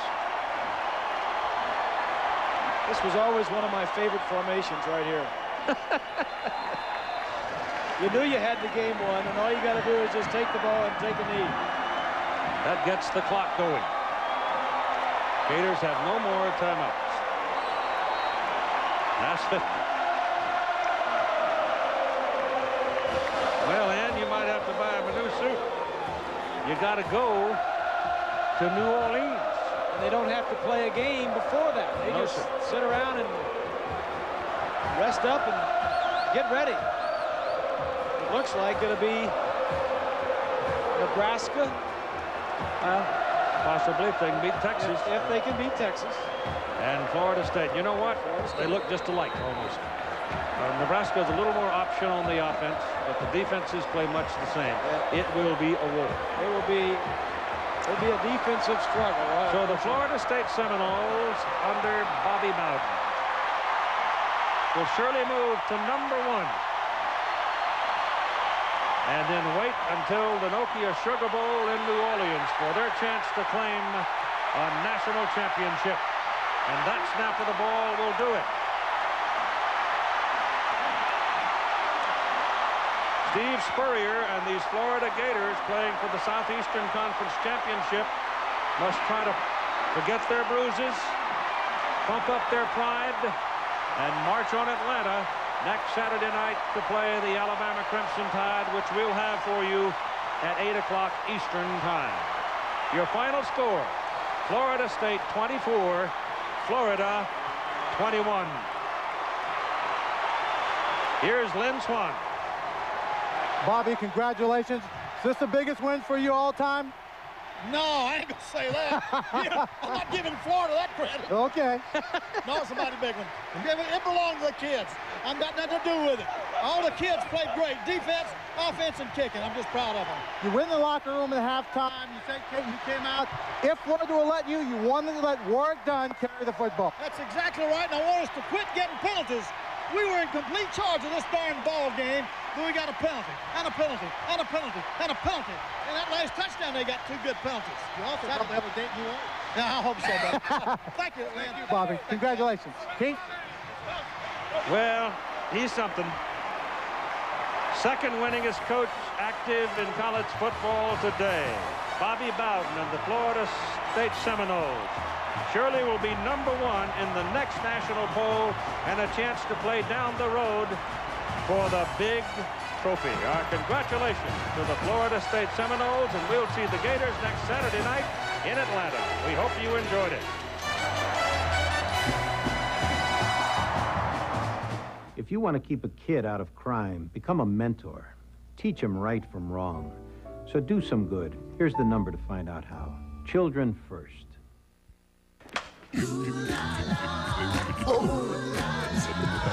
Wednesdays are changing. Brilliant. They're rearranging your favorite comedies on ABC. All right.